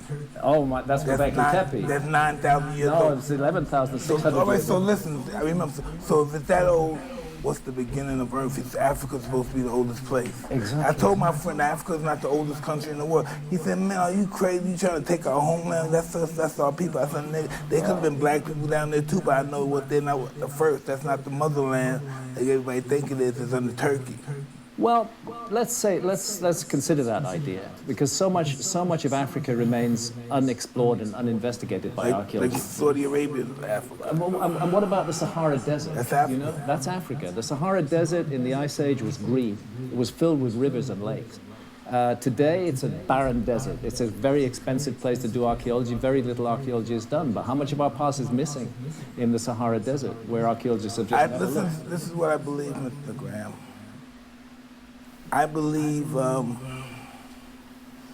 government should allow us to search for our history any way we can get it possible. If we have to go to Iran to get it, if we have to go to Baghdad, anywhere we have to go where that history takes us. Yeah. of civilization, we should be able to go by law. Yeah, we should should. be able to show the people who we are, who we came from, and who we're about to become. Yeah, but unfortunately, That's just my belief. I share your belief, but there's an academic discipline, archaeology, which claims to own the past. Archaeologists claim they are the true interpreters of the past. And for that reason, let me just say this, for that reason, I have been banned in the last year from visiting Egypt. I'm not allowed to visit Egypt anymore. You're cold-blooded, man. Because I'm not allowed to see England no more. Because I'm saying that there are possibilities in the past of ancient Egypt which archaeology hasn't considered. That the Egyptians themselves said their origins go back to the time of the gods, that they go back to the first time thousands and thousands of years in the past. All I'm saying is what they were saying, but for saying that, I get banned from Egypt. It's the crudest kind of censorship. If you have an opponent who's offering a different point of view, you just shut him out completely. Serpent Mound in the US, an amazing place. I visited there in 2017, went back this year. I was banned, not allowed to enter it again. This is how archaeology. So I guess I'm bad now. Wow, that's funny. Motherfucker. You know, this is censorship. This is how it works. We should be free. This is the human heritage to explore our own past. Before we could explore and become more enlightened in who we are. Yeah. And we may also, learn to do some shit we didn't know we can do. we may well learn Like to some do that. mind reading shit. We may learn some shit. Exactly. This is also when we talk about a lost civilization. Again, archaeologists mock me for this, but I think that human beings do have powers like telepathy, like telekinesis. We just don't use them. May I be permitted to say something? Every now and then I think about somebody and they call me, boom, or I see them. Yeah. I say, so how can I do this simultaneously? I'm not really perpetually. Where I can know where he's calling me from and call somebody here. How can I work that as somewhat of a tool? Because I'm sure that happens so many times to everybody in this room. You think about somebody, they call or you drop, yo, I thought about this guy. It's one of the best known examples of telepathy, and again, the mainstream tried to dismiss it, but it's definitely telepathy. So there's no doubt. I always say, how do we control it where I can call you anytime? Yeah. So why I know I'm not losing my nuts then. Can I have a? You really think you can handle this shit, Graham? This is your excellent cannabis? Yeah, go for it, brother. Take a hit. Don't be. Oh, he went for a deep hit. Normally I vape these days, but so this is you make this stuff? All day, every day. Wow. He held it in for a long time too. Ooh. You live in London, huh? Live in London? Live in a city called Bath. I know Bath. It's a beautiful city. A lot of great fighters fought Bath. Legendary fighters, That's true. 1890s, 1700s for the Bath. I took a smaller pull then. A lot of great wars fought there too. Yep. English. That's true. Emperor Haile Selassie of Ethiopia took refuge there Yeah. in the 30s. So Italian. I lived there, yeah, from the Italians, that's right. So been in Bath since 2004. As English cities go, it's one of the most beautiful. There's a lot of really shit cities in England too. Yeah, old city. I like Doncaster, shit like that. Have you fought in Britain? Yeah. I fought in Britain. Julius Francis. Which was when? I can tell you, 01, 03, something like that. Yeah. The place was going crazy. Anybody go Mike Tyson in UK? Google Mike Tyson in UK. You do that, you see me followed by like 200,000. It's the whole fucking city. Like if I'm in the city, the shopping district, the people are coming outside. Hey Mike, I got this for you to buy. You like to try this on, champ? Here. I go in the shop, buy a nice watch, talk crap. You know. How do you handle all that? People mobbing you in the street. How do you deal with that? Because they're looking up to you, they're admiring you, they love you. And I'm saying it's not enough. I need more. You need more. Yeah. I always say, you love me, I died for you. It's love me, baby. Love me. I need more. There's not enough people out here. Yeah. That's awesome. Now, ancient Egypt, they were simply early occultists, right? That's really Influenced by the good. ancient Babylon. Yeah, but No. Let's never put too much emphasis on the influence of Babylon on Egypt. Those were two cultures that But evolved at the same but I time. have They had to tell you relations. this, I have to tell you this. A great deal of the Egyptian religion comes from the Babylonians. And what's those guys that came after Sumerians? After The Sumerians, right? after the Sumerians, that was the oldest Babylonian culture. Yeah, but listen, not only that, but they have a story that matches Jesus' story. They certainly do. Yeah. But The warrior guy. But can I give an opposite point of view? The similarities between ancient Egypt and ancient Mesopotamia are not so much because one influenced the other, but because both inherited the same legacy from an earlier culture. And that's my thing about a lost civilization. Wow. That there was an earlier culture that passed down ideas, beliefs, and knowledge to civilizations around the world. Incredible knowledge. I have to reel this little statistic off. The Great Pyramid of Egypt is a scale model of one hemisphere of the Earth, on a scale of 1 to 43,200. You take the height of the Great Pyramid, multiply by 43,200, you get the polar radius of the Earth. Measure the base.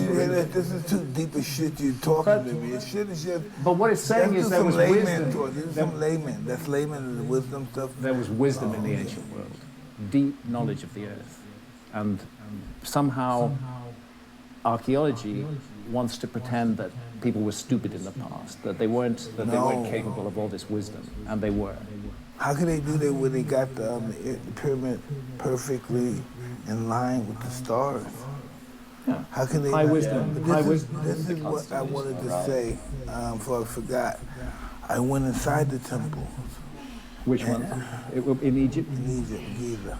You went into the Great Pyramid? Yeah. Okay. So as soon as they see me, they open the gate. It's really crazy, right? I'm big time. Yeah, because I'm loving You it. have to have met Zahi Hawass when you went there. It's a possibility. I think I met his student. He's the guy who would let you in. But listen, I went there and I'm saying, God damn, it's hot, and I'm bending down so low. I'm saying to myself, these Egyptians in ancient time must have been small, and I said, let me get out of this, man. They must have been small back then. And then I go see Ramses' coffin. He's 6'6". The purpose was when you go in there, you bow to God. Yeah. And if he had to do that 6'6", imagine what he had to go through. That's the whole purpose when you go in there. You go there to, to pray to God. And you have to be on your knees, submitting to God. Remind you that you're human. Yeah. Remember you're mortal. Now this is thousands and thousands and maybe millions of years Humble was put into the game. Because there was some people out there probably talking too much shit, huh? Mm-hmm. Always. Yeah. Do you feel like history ever repeats itself? Some Or ways is it going has to to. repeat itself? So the view I have, when I look at ancient mythology, and there is a universal testimony in ancient mythology that there was a former civilization, and that it was once beautiful and profound, that it shared love around the world, that it had high knowledge of mathematics and astronomy, that it understood how human beings should live, but then it fell. It began to fall away from that ideal. Where it had once been generous and kind, it became cruel. Where it had once shared love, it began to impose its power around the world. And there's a ringing phrase in Plato's description of Atlantis that they had ceased to wear their prosperity with moderation. They'd become conceited, overblown in their own pride. And I don't think and the universe struck them down. And that's I don't think it was the universe. I think some jealous motherfuckers struck them down. well, Slingshot. in whichever form, I think we today look a lot like the next lost civilization. We tick all the mythological boxes for a civilization that is not going to survive. And actually, think about it. How many individuals in our much vaunted, highly advanced Western technological civilization, how many people really know how to survive? I don't. I haven't got a clue how to survive. I depend entirely on the network around me. You maybe do. No, I just think, I don't think God's going to give me the honor to be around when that happens. Fair enough. You know, that's what I believe. I don't Fair think I'll enough. be around when that happens, so I wouldn't be able to enjoy that moment. Well, my point is that ours is a very fragile civilization, and it's also got conceited. We've got overconfident in our own abilities. We're too sure of ourselves. We're too convinced of our science. That science has become a godlike thing. And for all of this, the lesson of the past is we will not be forgiven.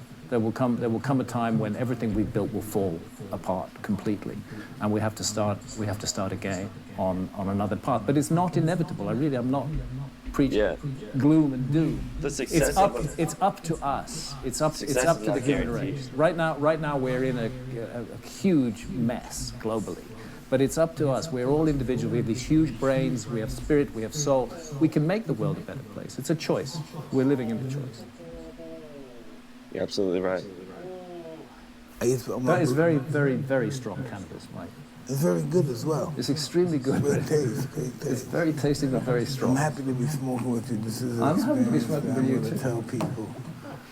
Plus you got some grams of psilocybin into me as well. Exactly, and I'm about to put some more, as you say.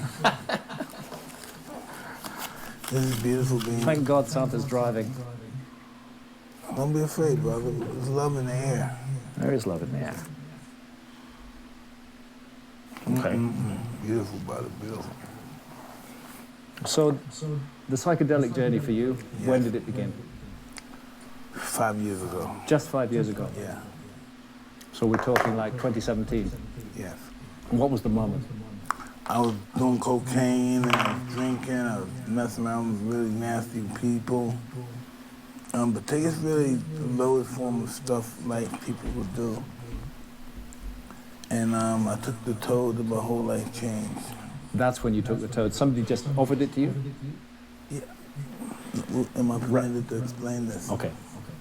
Please do. I'm coming to do my show, so I'm doing my show with this shaman. I'm doing, what's a shaman? And I say, I have something for you. I said, let's do it now. He said, you can't do it here, you gotta have a ceremony. I said, okay, so after the interview, I went in the back with him, he gave me the toad, I held, I went back, ooh, and it hit me. I said, oh God, I'm tired, hey, I don't wanna do it, I wanna stop, And the guy said, you gonna go for the ride? I said, no, I wanna stop. And boom, I went. I saw the Egyptians, I saw the Indians, Aztec, I saw all that stuff, I saw hell. I came back up and I was so scared. I said, where's my wife? Where's our Azim? Azim knows that I'm okay? And it just blew my mind. Mm-hmm. It blew my mind. I said, I have to do this again. Because that was bullshit. And I just kept doing it and I used to always pray, oh God, be careful, oh God. And now I can't wait. Hey, bring it, man. I'm going to be the first to do it. Come on. God. Did I hear you right? You say you do it 3 times a day? When we do it, yes. Wow. Yes. That also requires some discipline. But no, it takes only doing the right decision. Only doing the right decision. What about ayahuasca? I'm not a fan of it, but I went through the experience of it for my wife's sake. Yeah. One time or more than once? Well, one time because it takes a while for you to get where the toad takes you in 5 minutes, you know? This is true. This is true. And once you take the the toad, right? Mm-hmm. You won't take that other stuff no more. Do you have the sense of encountering an entity with the toad? Is there an intelligence there? Listen, not only is there the intelligence there, you're just intelligent as it. Okay. And it's just put you on some level. It's all about improving yourself. Mm-hmm.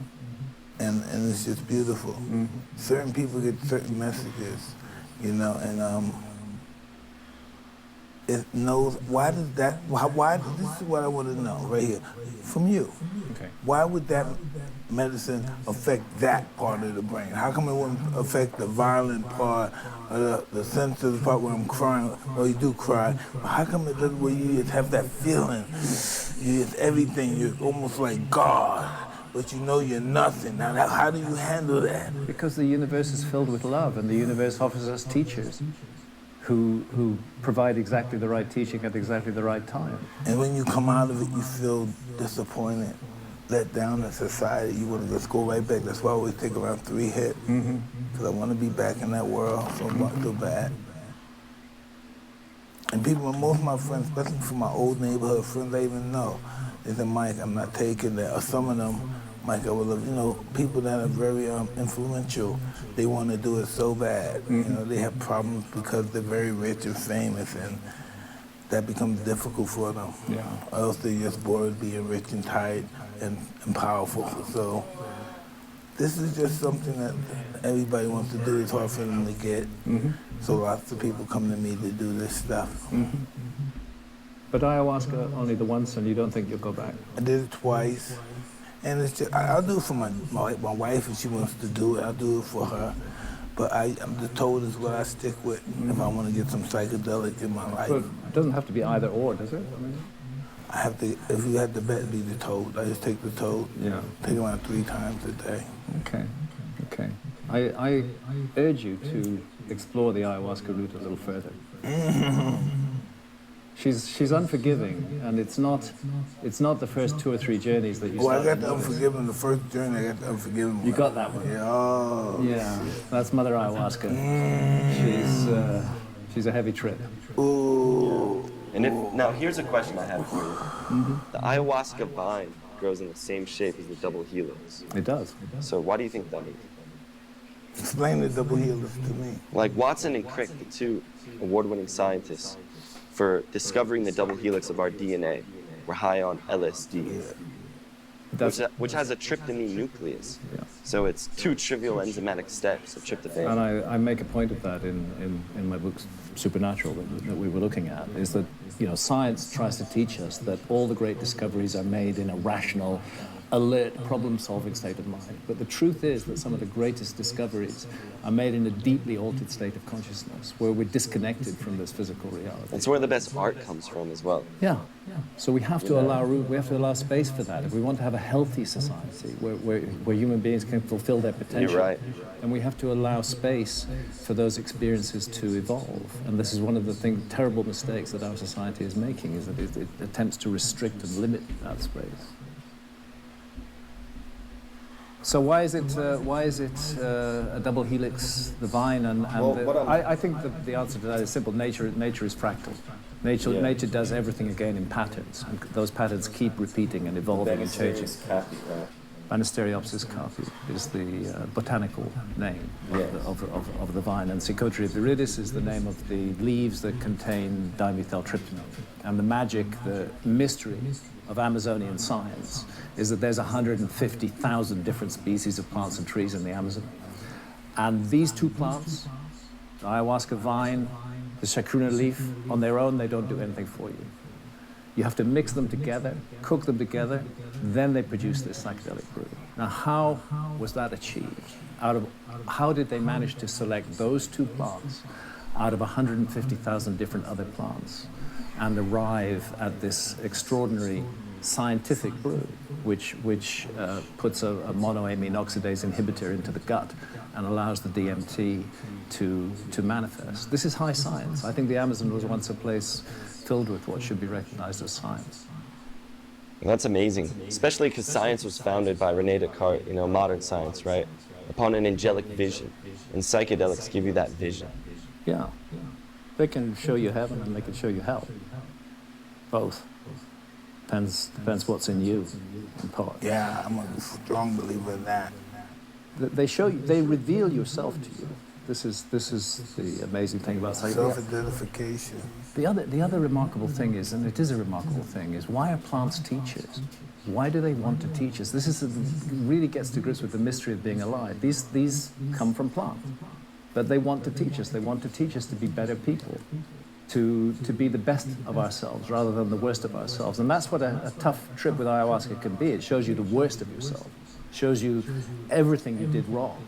It immerses you in it. You experience it from the other person's point of view, but there's an opportunity in that to learn and to say, well, I did that before, but I won't do that again. And the told about telling you everything you did right.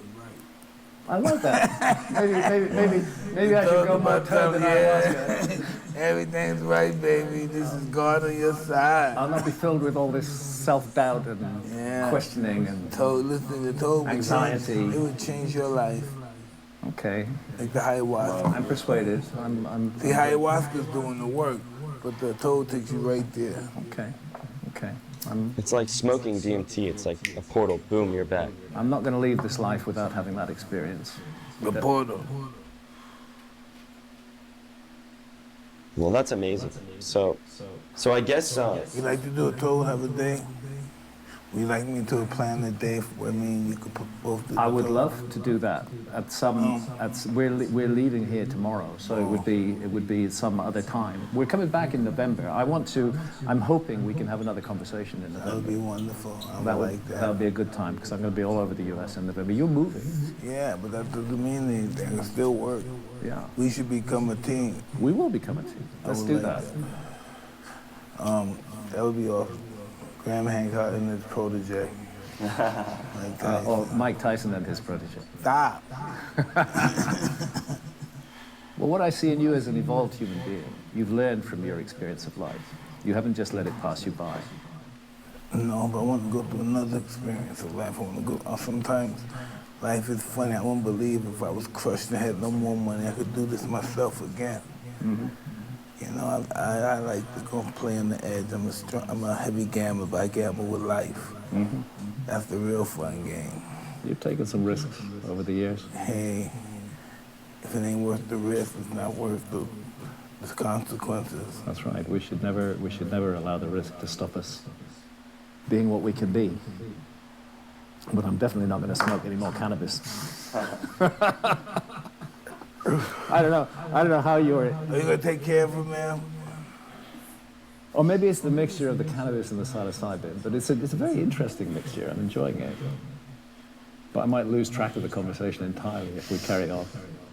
And this is good stuff. No, you know what's funny is... You're here to direct the conversation. Well, the thing is, if you take I psilocybin... love this guy. The thing is, if you take psilocybin, it's to get out of reality. When you smoke marijuana, you do it to get back into reality when you're tripping. Yeah, I wouldn't have to do coke every now and then. Give me a joint. Exactly, or tobacco, or something that grounds you, right? Yeah, I don't see marijuana as grounding me. I see it as taking away bits of the world I don't want to deal with at that moment and allowing me to focus on what I want. Yeah, you gotta focus on this. See, I smoke weed so that I do the stuff I have to do.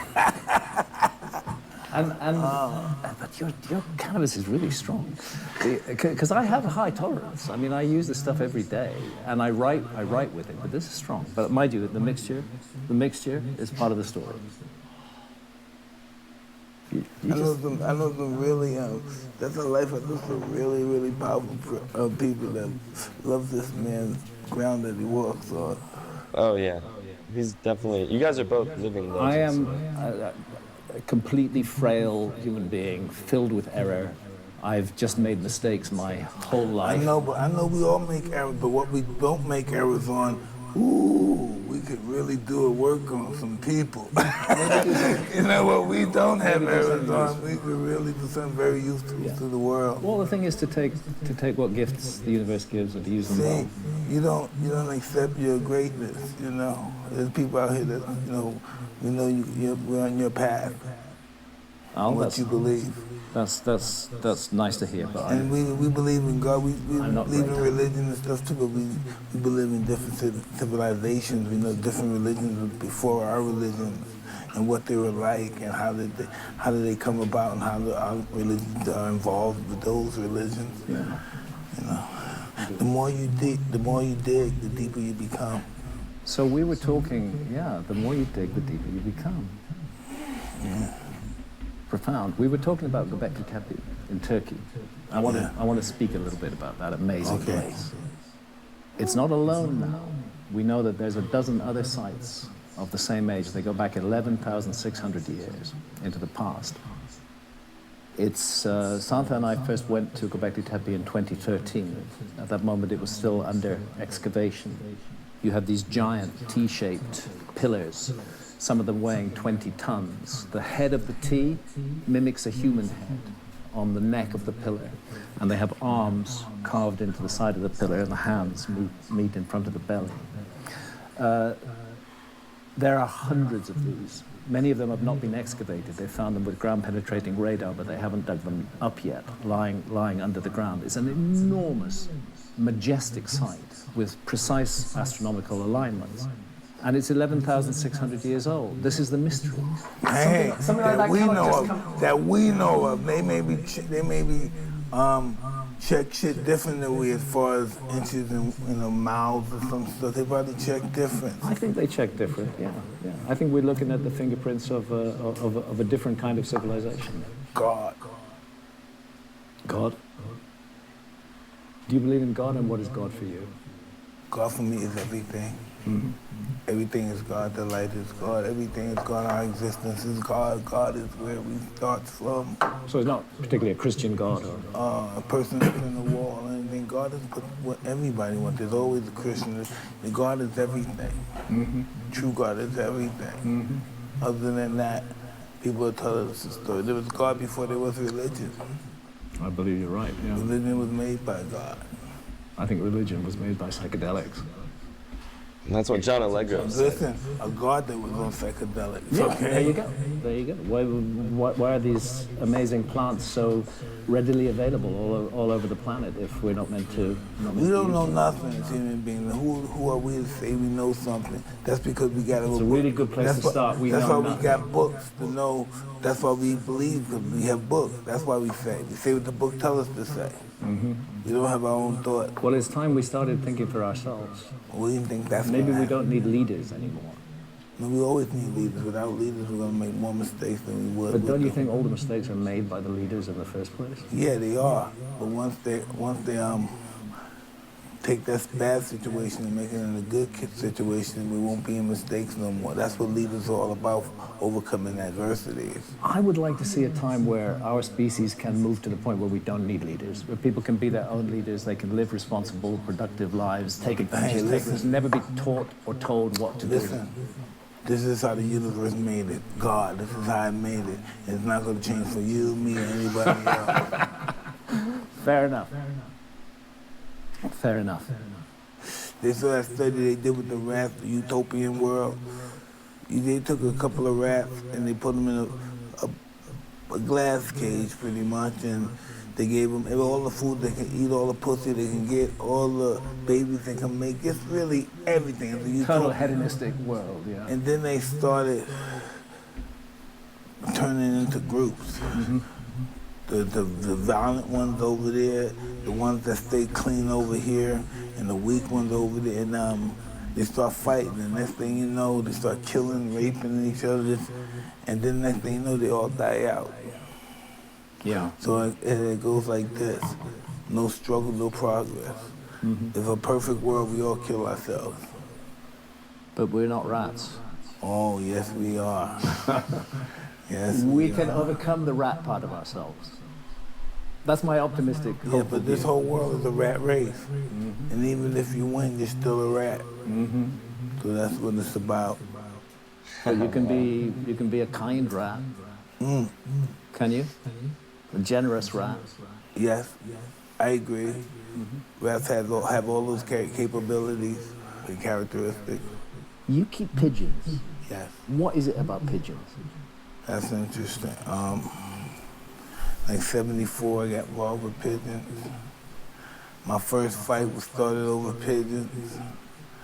And I don't even know why. Hang on, your first fight was started over a guy took my pigeon and ripped his head off. Okay. And hit me with the pigeon. Okay. And that's my first fight, and I knocked him down. Good. But it's really like I didn't beat him up, I knocked him down. He got back up, we got to fight again. We were swinging like drunk sailors and stuff. And then after that, my friend got me, he just totally got me involved with fighting on the street. And then he had guys that would pay us to fight, give us a quarter or something to fight. And then his fight became part of my life. I used to knock people out, rob them, and then fall. Listen, I would fight kids and I would fight their fathers afterwards. I was just that kind of guy. I was one of those guys. When I was when I was a little kid and everybody used to pick on me, I was like, stop, boom, and my hand would hit them, they fucking go down and shit. And everybody be laughing, holy shit, oh shit. I was just always a strong kid, I was just always, and I'm not saying this like I'm better than anybody, I was just born to do this. Even when I didn't want to do it, I was just born to do this. Like I'm born to write. Exactly. I'm really a shit fighter. No, well, I'm a shit writer. I'm more of a shitty writer than you're a shitty fighter. No, I wouldn't be too sure of that. Writer and fighter, I like that. I like that rhyme. Well, yeah. Listen, we're all here to do something. No, but listen, but Gene Tunney went on a man's trip with George Bernard Shaw. That's a writer and a fighter. Mm-hmm. Yeah, they went on, I don't know, some people say honeymoons, but they went on excursions together. Mm-hmm. Mm-hmm. Yeah. That's why Gene Tunney was an advanced intellect than the rest of the fighters and the rest of the people at his time. Right. Now, what do you think about the lost Alexandrian library and how Manly P. Hall talked about that as well and all the knowledge that has been withheld? So it's clear that there was a huge archive of the wisdom of the world that was kept in Alexandria. I wouldn't say it was the only one. The ancient Egyptians cherished knowledge and they accumulated it from everywhere. But this was a world-renowned archive, and it was filled with the knowledge and science of the world, going back into the remotest times. I would say going back to the lost civilization that I've spent the last 30 years trying to prove the existence of. And that archive was destroyed, but bits of it were saved. You talked about the Piri Reis map earlier on. Tell me about that. Okay, so the Piri Reis map, that's the name, it's the name of a guy. He was a Turkish admiral, Piri Reis. That was his name. He was and it was 1513, and he drew a map of the world, of which only 1/3 has survived. The rest of the world map is gone. We know it was a world map because he wrote in his own handwriting on the map. And one of the things he said in his own handwriting was that this map was based partly on modern knowledge of his time in 1513, but partly on ancient knowledge, and that he had drawn on 20 maps that had come from the Library of Alexandria. He'd used 20 of those maps in creating this extraordinary map of the world, which shows Antarctica, which was not discovered by our civilization for another 300 years. And the Piri Reis map is not the only ancient map that shows Antarctica. What did it show? Whatever it had, what did it show? Well, what it shows is the coast of South America running down continuously and joining Antarctica. And it's showing the edges of the Antarctic continent. If the Piri Reis map were the only ancient map that did that, I would dismiss it, but it's not. There's dozens of maps which tend to be drawn in much the same way. In the 16th century, the map makers included famous map makers like Mercator.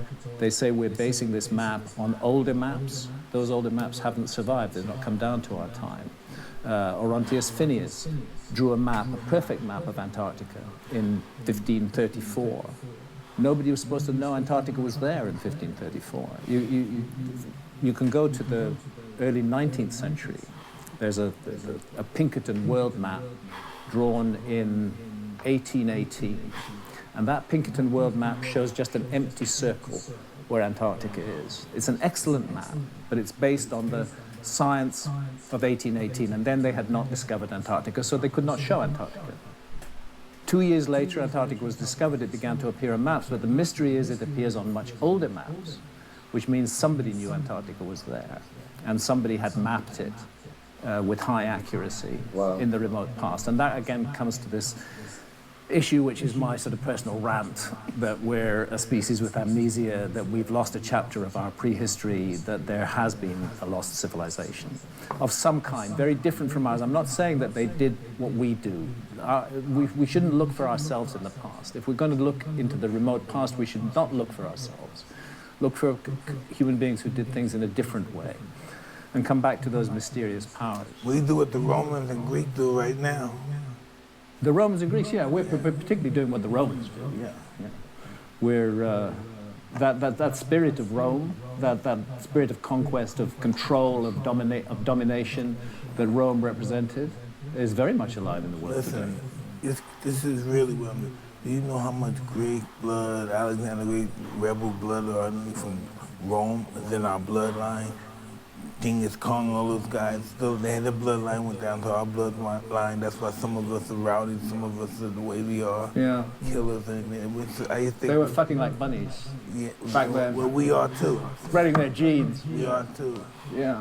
That's just that's the same game of life now. You want your kids to be the best they possibly could be, and they want their children to be the best they possibly could be, so they have to conquer a country for their resources. But being there is so passé. I mean, conquering a country, we have to not do that anymore. Well, listen, we conquer them today by money, bribes. Bribes, yeah, and culture wars. Exactly. Dominating. When Alexander the Great, when he conquered, he said, you can live your rules and just pay me certain taxes, but carry on as you live. Well, that was the nice thing about the Greeks, and also to some extent the Romans, is that they accepted the religions and the philosophies and the gods of other cultures, and they absorbed them and made them part of their system. It was really only when Christianity. Cyrus the Great used to conquer people for liberation. Yeah, he was a civilizer. Yeah. He's what I call a civilizing hero. He traveled the world. Nobody's in chains. Nobody's allowed to be in chains. Yeah, that's right. That's the way it should be. That's the way it should be. Then Shayna had a sister of the great warrior Thamyris, and she killed him. I don't know that story. Oh, look it up. He killed Cyrus the Great, Thamyris. Look it up. Somebody look it up. Who killed Cyrus the Great? I'm a fucking. Cyrus the Great. I'm as great in this as you are in what You're really good on your history. So you're gonna run a regular history podcast. Is that the plan? I never said that, but it probably can go in that direction. Yeah. Why not? I don't know. We'll talk about that. You know, you can bring all kinds of different perspectives to bear on history. She's from the Iranian bloodline. Did you get it yet? Thamyris. Yeah, she killed him. She killed him. Because he killed her son. Okay. He killed her son, yeah. Revenge. Yes. Mother for revenge. And a lot of great wars were started over relationships, right, with a woman. Absolutely. Entire Helen of wars, Troy. right?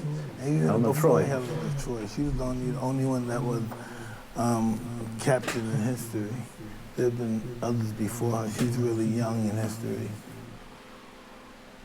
So don't get in a bad relationship is the moral of the story. If I am to speak, the Trojan Wars had a lot of lies and never talked about the African army there. Mummon was the great warrior that can equal Achilles, and no one ever spoke about them in the movie. You know, it's crazy. Africa's had a bad deal from history. Oh, no, listen, I disagree. Africa alone is divine. It's Africa right I totally agree with you. A huge part of my life has been spent in Africa, but I think Africa's had a bad deal from history. It's one of those missing chapters of the story that don't get taught in Western schools. People always say this guy wrote, they conquered Africa. No, it appeared Africa conquered them. They couldn't leave Africa. Africa conquered them. Yeah. You know, when you go to another country, you kill, you ravage, you leave. But when you go to one, say, we're going to stay here. Yeah. This is the motherland that I ever felt. You know, the Vandals went to Africa. That's why some Africans are fucking nuts, you know. And they, you know, and some American blacks are nuts because the Vandals was in Africa, spreading genes. Wow. I think all of us get genes from our ancestors. Whatever area it was in, we all get their genes. The Uni of Ife told me that Africa starts with the letter A because it's the first letter in the alphabet, and that it's the motherland, and that we all bleed the same color, which is the color blue. That's a beautiful thought. Who told you that? That was the Uni of Ife. He's one of the kings over there in Nigeria. Okay. He said that to you. Well, yeah, we were in a group setting. Yeah. All right. That sounds beautiful. What is the motherland? Exactly, because what about Easter Island? Can you tell us a little bit about that? Because some people say that's the root of creation. Some people say, you know, Africa, right? Which, and then also there's a Chinese influence. How does that all tie together? You have to look at the world during the Ice Age. Sea level was 400 feet lower than it is today. That means the world looked very, very different. Easter Island is just a little speck in the ocean. It's really cold. But it was a part of a big archipelago of islands. Wow. If you go back 20,000 years. And I think the mystery of Easter Island needs to be taken into that context, that it was once part of a much larger landmass. For a very small community to have created those astonishing statues, the Moai of Easter Island, there doesn't seem enough territory to justify that extraordinary effort. But if you go back to the ice age, to show your power, I think. I'm not sure what they were. They had their hands in the same position as the statues of Göbekli Tepe in Turkey. We've traveled to Easter Island a few times. It's an amazing place. You should go. It's a beautiful. Why do they say that's the place of creation? I think that's in Polynesian tradition, yes, but many places are said. It's called the navel of the earth. There are many other places that are navels of the earth. For example, Delphi in Greece is another navel of the earth. They have this omphalos.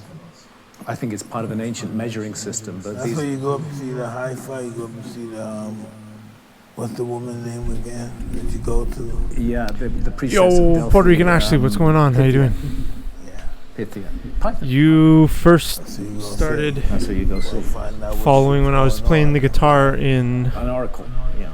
The park, now, right? What about the Emerald and I think and I was gonna go to the beach in Miami. In Hermeticism, in ancient Egyptian I remember. or thought. What's up? Yeah, so nice. Welcome. Mathematics, they say in music. I remember you. Nice. I remember you. Nice. Inventor of writing. Welcome. Of wisdom. Right. Welcome.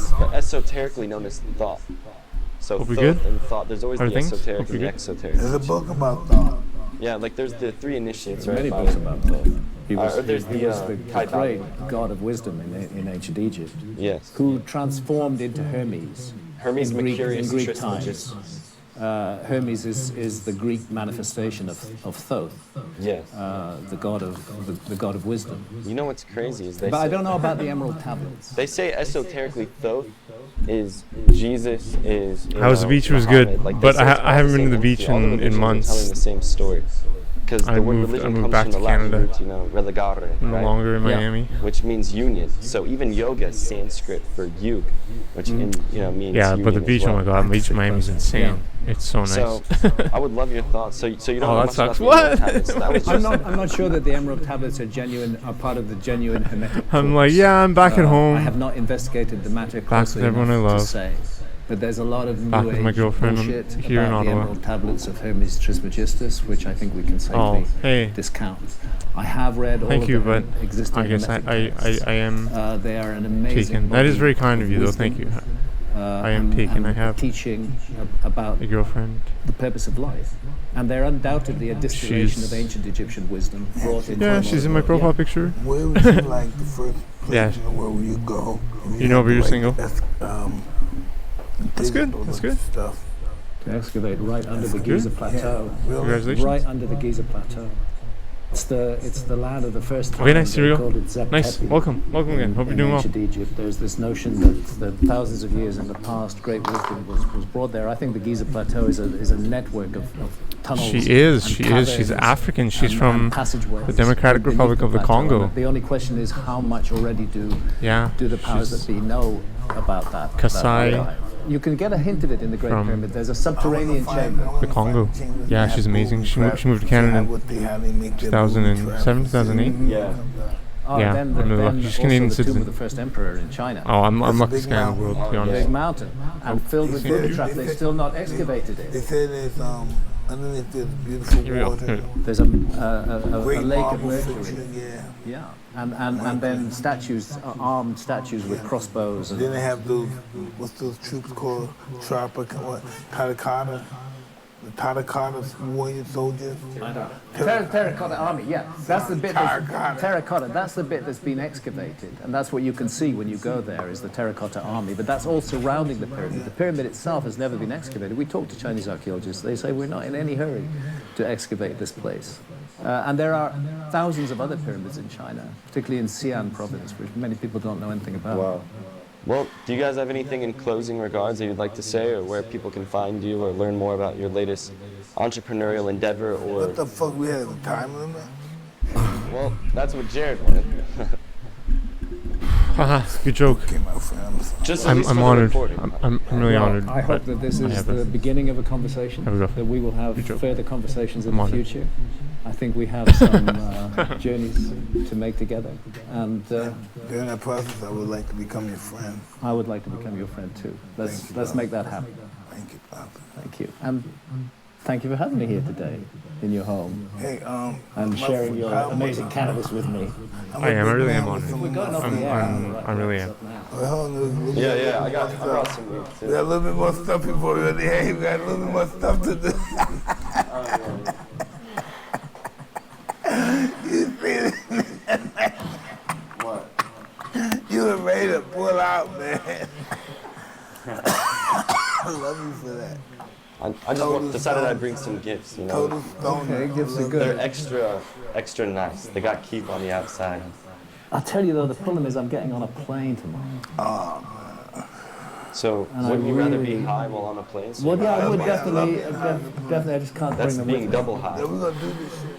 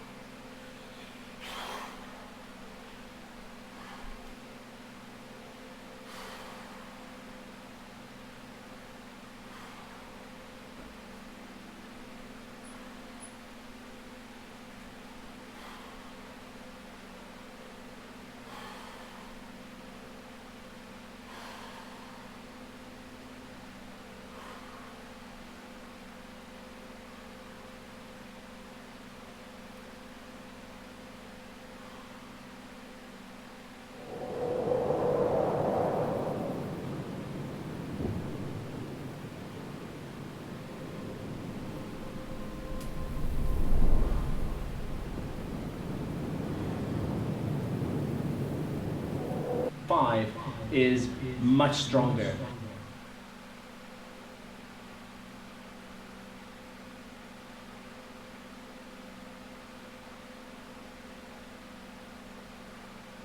All right, we got the legendary Mike Tyson. We also have internationally acclaimed best-selling. What's up, fans? Moneyline is the best. It helps people get control of. All right, we got the legendary Mike Tyson. We also have internationally acclaimed best-selling author.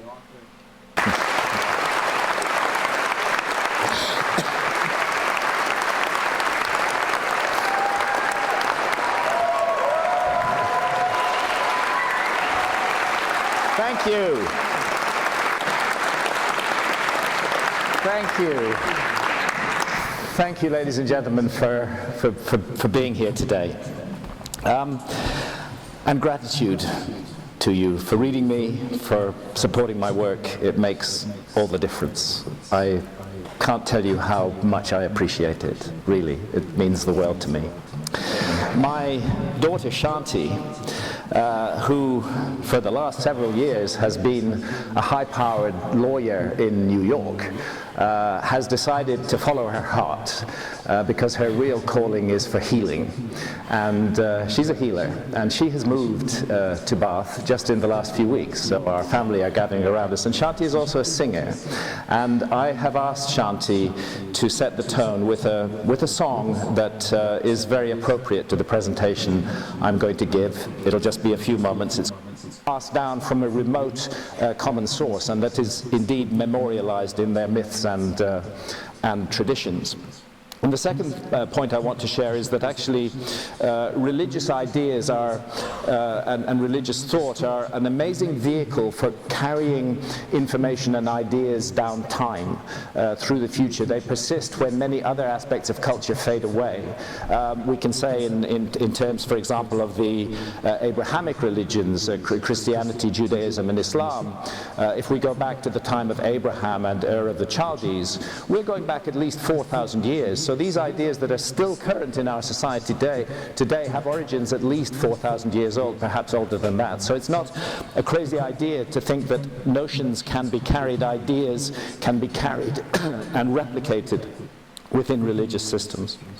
Well, I promise you the whole talk isn't gloomy, but this is a question that sooner or later everybody has to ask themselves, especially when you get to the grand old age of nearly 69.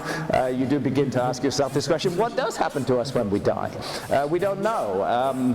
Professor Richard Dawkins, the author of The Selfish Gene, is convinced that we are just meat robots, total accidents of chemistry and biology and evolution, and that there is no such thing as the soul. That, of course, is not a scientific statement. We have not done the experiments and the tests to prove that there is no such thing as a soul. That's an opinion.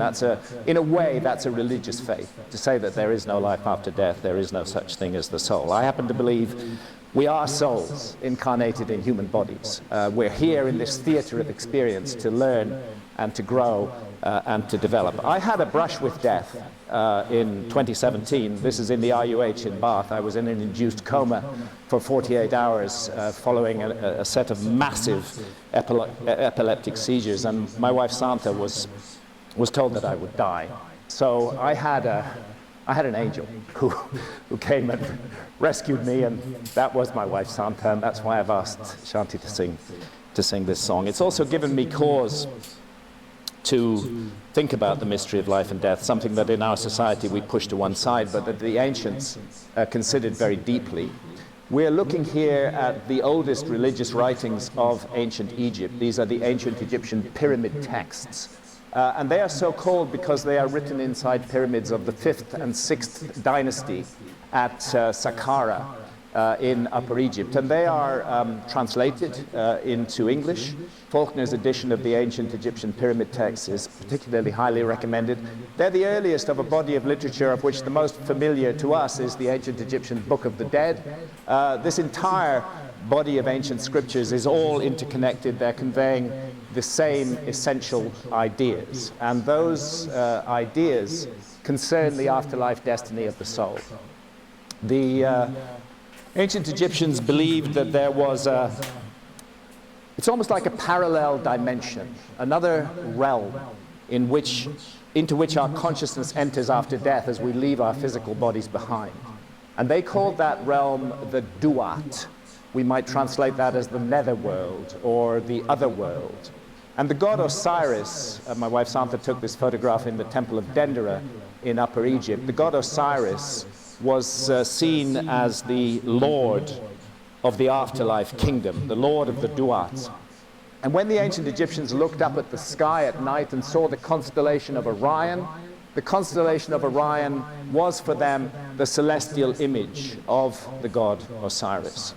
And the constellation of Orion was conceived of as a kind of portal through which the soul would travel to reach the Milky Way, which the ancient Egyptians called the winding waterway, and then would make a journey along the winding waterway, and there be confronted by challenges and trials and ordeals that we have brought upon ourselves in the lives that we have lived. On the left, the Pyramid of Unas in Saqqara, 5th dynasty, with the pyramid texts on the side. On the right, the Great Pyramid of Giza. This is, Santha shot this deliberately as a double exposure. The Great Pyramid of Giza, which is completely uninscribed. There are no religious writings inside it at all. But what's intriguing about the entire Giza complex, including the River Nile, is the way that it mirrors a particular region of the sky. And that region of the sky is exactly the region of the sky that the ancient Egyptians believed our souls travel through after death. This was the Duat, the constellation of Orion, the Milky Way, and the constellation of Leo, rising in alignment with the gaze of the Sphinx. Now, I'm not saying whoever made this majestic site actually put the Nile River there, but I am suggesting that the site was chosen for that reason. This sky-ground mirroring, as above, so below. And a final point on this, because of the wobble on the Earth's axis, the positions of the stars in the sky change down the ages. And what we're looking at is not the sky above Egypt in 2500 BC, when the pyramids are supposed to have been built, but the sky above Egypt roughly between 12,800 and 11,600 years ago, between 10,800 BC and 9,600 BC. And this builds on the Orion correlation of my great friend and colleague, an absolute genius, Robert Bauval, the author of the Orion Mystery. So what we have at Giza, although there are no texts, what we have is an experiential three-dimensional model of the Duat, of the afterlife realm. How does the soul of the earthly deceased ascend to the Duat? Well, it's through that portal in Orion, and this is made very clear because there is a narrow shaft cut through the body of the Great Pyramid, and it targets exactly the lowest of the three stars of Orion's belt. And it's accepted by Egyptologists that this star shaft or soul shaft was the means of ascent, a symbolic means of ascent for the soul to leap up to the portal in the constellation of Orion and then to transit to the Milky Way and begin that hazardous and challenging afterlife journey. I did not expect when Santha and I came to Moundville in Alabama, in the Mississippi Valley, that I would encounter an almost identical religious system. Very little is left of the ancient North American monuments. More than 90% of the structures that were documented in the 19th century are now completely gone. And of the less than 10% that remain, the majority have been vandalized and destroyed. We are, however, looking at a bit of what's left of Moundville, and I was astonished to discover, as I went around the museum here and started talking to the experts, that here is a symbol. It shows a hand with an eye in it, except that's not an eye. And the hand was the way that the Native Americans saw the constellation of Orion. So I'll just read what the notice board actually says in Moundville Museum. As a group, the knotted serpents and the hand and eye are believed to be a representation of the night sky. The serpents are the ropes that join the earth and sky. In the palm of the hand is the portal or doorway through which the spirits of the dead can ascend the path of souls, or Milky Way, in their extended journey to the realm of the dead. The gateway or portal between the celestial realms and the Earth disk was symbolized and artistically rendered as an open hand with an eye in its palm. We know this hand as part of the constellation of Orion. Once the portal was crossed, the souls of the dead began their journey by walking along a road or ribbon of light, the Milky Way. And indeed it was called the Path of Souls in Native American tradition.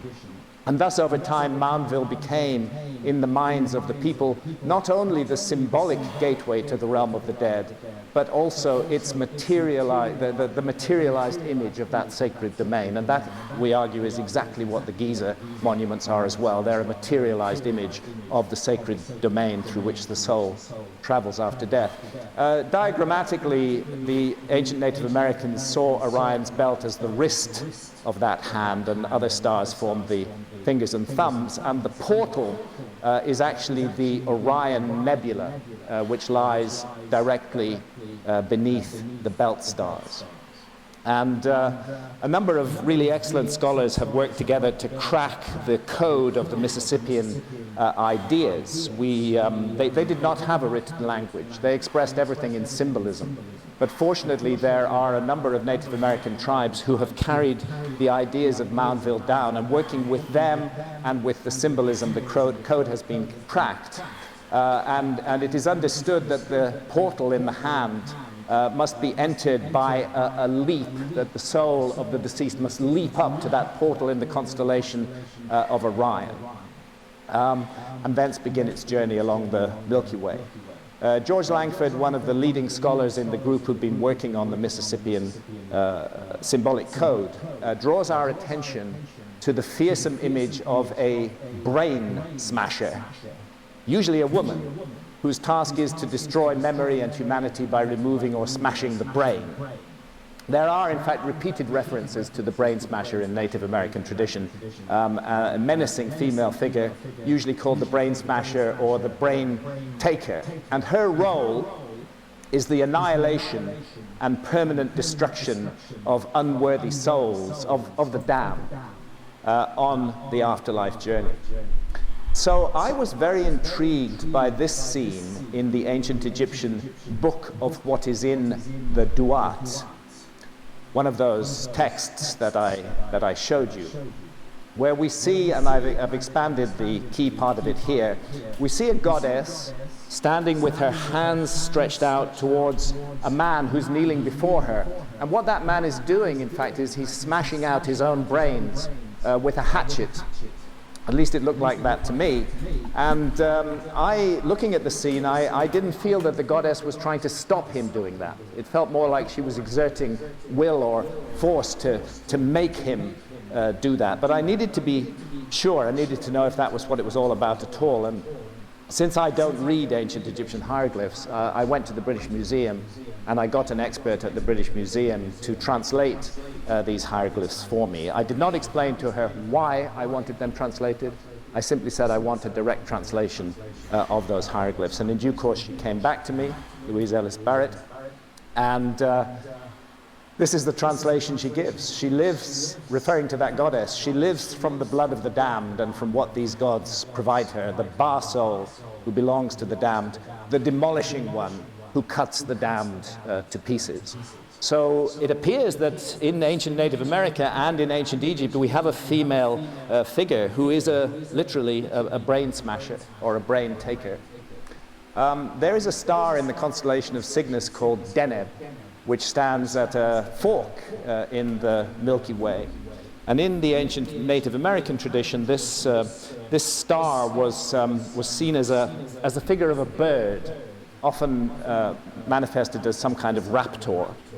And this bird had the power to stop the further progress of the soul on the journey along the Milky Way. And the soul would have to entreat with that bird and request it to open the way.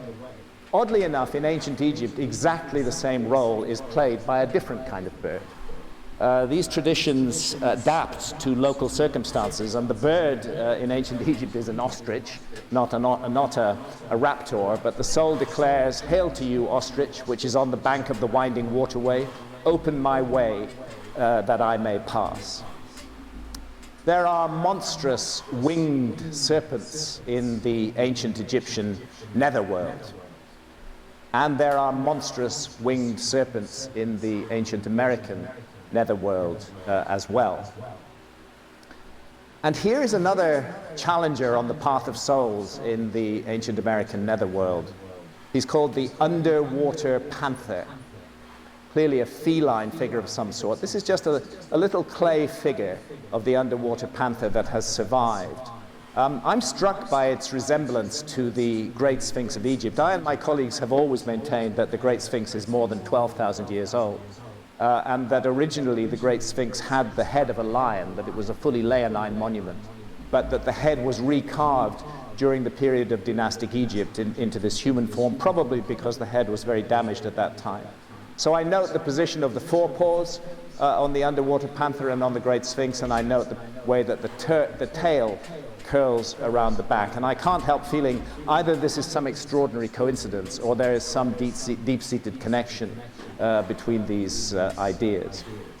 Amongst ancient Native Americans, there was a hero deity on the path of souls, and the role of that deity was to represent the triumph of life over death.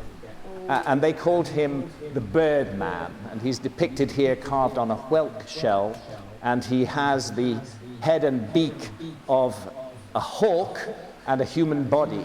Oddly enough, exactly the same role was played in ancient Egypt by the god Horus, and the god Horus has the head and beak of a hawk and the body of a human being. Amongst the Skidi Pawnee, who were not a Mississippi Valley people, amongst the Skidi Pawnee, there was, until their culture was almost completely destroyed by the radical progress of Anglo-Saxon so-called civilization, there was amongst the Skidi Pawnee a ritual functionary who was called the chief of the astronomers. The Skidi Pawnee were particularly interested in the stars. The chief of the astronomers is interestingly matched by a figure given exactly the same name in ancient Egypt, the chief of the astronomers. He was the high priest of Heliopolis, which was the cult center of the Giza pyramid.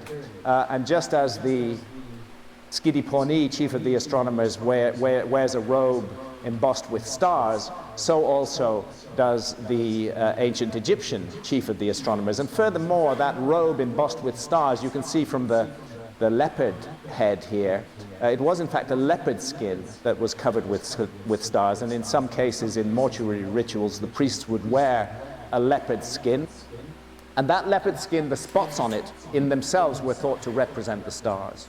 So it's intriguing that amongst the Skidi Pawnee the same function was played by the skin of a wildcat. And its spots were thought to represent the stars, and a newborn child would be wrapped up in the skin of the wildcat to show that it was embraced by the stars. Again, I feel these connections become harder and harder to explain by coincidence. Let's jump over to the Amazon rainforest of South America, where the purpose of the portal for the soul is served by a very powerful visionary brew called ayahuasca. In our society, we refer to such substances as hallucinogens. I do not like the word hallucinogen because it carries a great deal of baggage. It implies that the visions received are trivial and not worthy. That was not the view in the ancient world. Visions received in altered states of consciousness, including dreams, were regarded as valid paths to true knowledge. It's very common in ayahuasca, in the visionary state, to see geometric patterns. I speak from experience because I've had more than 70 sessions with ayahuasca myself since 2003 when I first traveled to the Amazon to drink it. And here is the art of the Shipibo, people of the Peruvian Amazon, and you can see that this is their ayahuasca art. They depict it after coming out of the altered state of consciousness, and it shows these geometric patterns. And the Tucano of the Amazon and other Amazonian people are, their whole culture revolves around ayahuasca. They regard it as so important that actually a newborn child is given a teaspoonful of ayahuasca on birth. And the reason they do this is that they believe that we are surrounded by an invisible realm, and that whether we like it or not, that invisible realm is dealing with us, and we need to be proactive in dealing with it. Our society, of course, denies any such possibility. Here we see a Tucano shaman, they call them the Payes, guiding his son through an ayahuasca experience, helping him navigate the infinite terrain of the other side. And after the shamans come out of the visionary state of consciousness, they will frequently depict their visions on any surface available. Here we see a shaman depicting his geometric visions on sand on the bank of the Amazon River.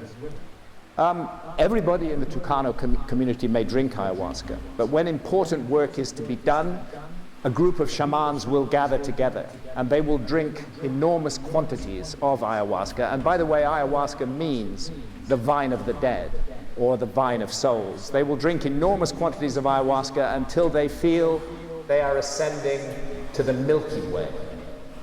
And that isn't easily done. It's something that has to be learned. It's a skill. The apprentice may only get a foot or two off the ground, but eventually he will be able to soar up to the heavens in a single soaring flight and reach the zenith. I'm quoting here from Gerardo Reichel Dolmatov, his book The Shaman and the Jaguar. He's one of the great anthropological experts on the cultures of the Amazon. And here's another of his book, Beyond the Milky Way, and he reproduces in it a depiction of the entrance to the other world as depicted in Tucano ayahuasca art. The origin myth of the Tucano is really rather interesting. It sounds like some kind of deliberate and purposive mission to the Amazon in which people were deliberately settled in the Amazon. What the Tucano say is that their ancestors were brought to the Amazon by a group of supernatural beings. And those supernatural beings included the daughter of the sun and a figure who was called the helmsman, because the helmsman steered the serpent canoe in which those first settlers were brought. And these so-called supernaturals taught the first settlers where they would find places that they could build their villages, where there would be good hunting, where they could make fields and propitious sites for housing. And then the supernaturals left and the Tucano were left to themselves in the Amazon and instructed to forever remember those so-called supernaturals and their teachings. They sound a lot more to me like people than like supernaturals. Oddly enough, the same story is told at the Temple of Horus at Edfu in Upper Egypt, but from a slightly different perspective. In the Temple of Horus at Edfu in Upper Egypt, written between the inner and outer enclosure walls, we can find an astonishing body of texts called the Edfu building texts. And these Edfu building texts, deeply inscribed on these walls, this is what they look like. We're told in the inscriptions, which again have been translated, we're told in the inscriptions that they were based on much older source documents, that there had been documents written on animal skins which were falling apart, and in order to preserve them, the priests inscribed them deeply into the walls of the Temple of Horus at Edfu. And what those texts do is they speak of an island which was called the homeland of the primeval ones. And they tell us that it was destroyed in a great flood. And that flood was precipitated by some object coming down from the sky, a snake called the Great Leaping One, who assaults the homeland of the primeval ones and pierces it, and then it's swallowed up in a gigantic flood.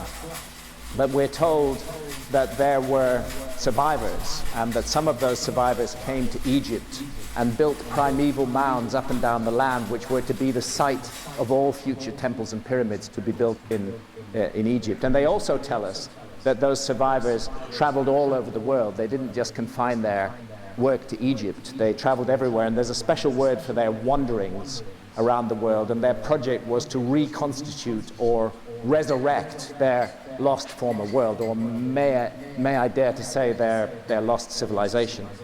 This project wasn't only pursued in Egypt, but in many other lands, and I would suggest that one of those lands was the land that we now call South America, and specifically the Amazon. The Amazon basin is really huge. It covers more than 7 million square kilometers, of which still today, despite tragic clearances of the rainforest, 5.5 million square kilometers remain covered by dense rainforest. And almost no archaeology has been done in those rainforest-covered areas of the Amazon at all. I don't understand how archaeologists can claim to have a complete picture of the human past when we know that 27 million square kilometers of land were swallowed up by rising sea levels at the end of the Ice Age. When we know that the Sahara Desert was green during the Ice Age and is arid and barren today, and when an area larger than the entire subcontinent of India, the Amazon jungle, has hardly been subjected to any archaeological study at all. I'm not saying none, but very little. And it's understandable. It's a very challenging, very difficult environment to work in. Well, here's a sensational headline, as we would expect from the Daily Mail. Were Aborigines the first Americans? Native tribes in the Amazon found to be most closely related to indigenous Australians. This is one of those cases where the science is even more sensational than the headlines. And the science was published in Nature, in the scientific magazine Nature, a highly respected source, and it presents genetic evidence for 2 founding populations of the Americas. It was long held that there was only one founding population, and that their route was up through Siberia, across the Bering Straits, which were a land bridge during the Ice Age when sea levels were lower, into North America, down through North America, Central America, and finally into South America. But genetics has thrown a curveball into this analysis, because it turns out that a group of people in the Amazon jungle, number of tribes in the Amazon jungle, are closely related at the genetic level to Melanesians and Australian Aborigines, to, let's call them, Australasians. And that would be fine if we found traces of that DNA in North America and Central America, but we don't. We only find it in the Amazon jungle. And that challenges the notion that the only route of migration was through the Americas in this way, because if that were the case, we would expect to find traces of that DNA throughout the Americas, not limited to the Amazon jungle. And furthermore, we know from a 2018 paper in the journal Cell, we know from that paper that this DNA signal in the Amazon is very old. It's not recent. It's very rare to find skeletal remains that go back more than 10,000 years, let alone 12 or 13,000 years. But a skeleton has been found in the Lagoa Santa area of Brazil, in the Amazon. It is dated to 10,400 years ago. And it contains that same Australasian DNA signal that is found surviving amongst peoples in the Amazon today. So that tells us that that signal reached the Amazon at least 10,400 years ago. And given that so much of the Amazon has not been excavated and that these remains often don't survive at all, it's safe to assume that it got there quite a bit before that. The experts themselves say that the anomalous genetic signal must have reached South America in the late Pleistocene, and that's just a fancy word for the Ice Age, so that it reached South America near the end of the last Ice Age. So that's the mystery. The Bering Straits do not seem to be involved in getting this DNA to the Amazon jungle. Now, one might reasonably ask, did the DNA start here and move there? But the answer to that is probably not, because that DNA signal is very powerfully represented here and less strongly represented here. So it looks like it originated there, and it looks like somebody crossed the Pacific Ocean during the last Ice Age. I got in touch with Professor S.K. Willerslev at the University of Copenhagen, one of the world's leading geneticists who's been behind quite a number of these studies, the lead author on a number of these studies. And I asked him about this. And he admitted, you know, nobody has a good explanation for the Australo-Melanesian signal. Everything that's put forward is speculative. And he suggested a number of possibilities, but amongst them he listed the following. Someone holding this signal comes into the Americas, not through Beringia, but crossing into South America across the ocean, based purely on the genetic data, this is the most parsimonious explanation, but it does not make practical sense. 2 points there. When a scientist says the word parsimony, he's saying he likes that idea.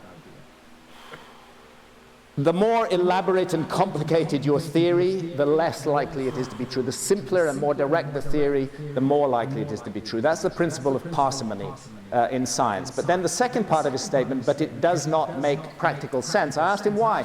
And he said, well, look, we have to rely on the work of other experts. And the archaeologists who are the expert in ancient cultures tell me that nobody was capable of crossing the Pacific Ocean during the Ice Age. It was just impossible. Yes, they did cross the Pacific Ocean during the Polynesian expansion, getting even to Easter Island, but that was 3,500 years ago, not 10, 12, 13,000 years ago. Okay, I'm done. At the Thank end you of so the much. Ice Age. Thank you so much, everyone, for being here. And, you're the best. I really appreciate it very much. Professor Willislev for relying on archaeologists. It's normal in science to rely on the good quality of work done by other scientists, but I would raise a huge question mark over whether archaeology is a science at all. Peace out. Straight And somebody, in fact, maybe. there's quite a bit of contradictory evidence which suggests that somebody was traveling the world oceans during the Ice Age, and indeed mapping the world. And I went into this in my 1995 book, Fingerprints of the Gods. There are a number of maps that have survived. What these maps all have in common is they were drawn roughly between the 1400s and the 1700s. They do incorporate the latest navigational knowledge of that time, but where that wasn't available, they relied on earlier source maps. And those earlier source maps, often in a very bad condition, have not survived. And this is one of those maps, the Waldseemüller world map, and we can see a greatly extended Southeast Asia leading down to Australia here. Not at all as it looks today, but very much as it looked when sea levels were 400 feet lower at the last glacial maximum 21,300 years ago.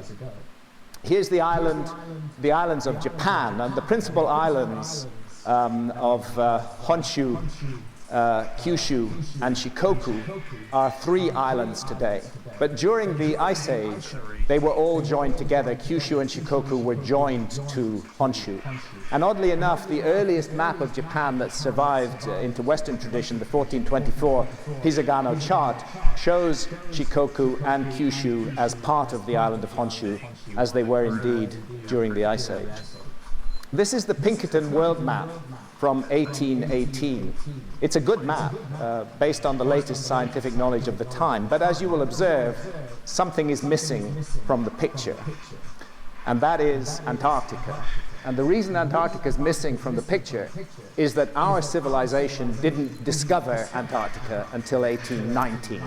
And that's why it's not on a map of 1818. But if you go back to those earlier maps, based on even older source maps, you'll find Antarctica in the right place all over those maps. Maps even drawn by Mercator, based on earlier source maps. And they show Antarctica a bit bigger than it is today, but much as it looked during the Ice Age. I could show you dozens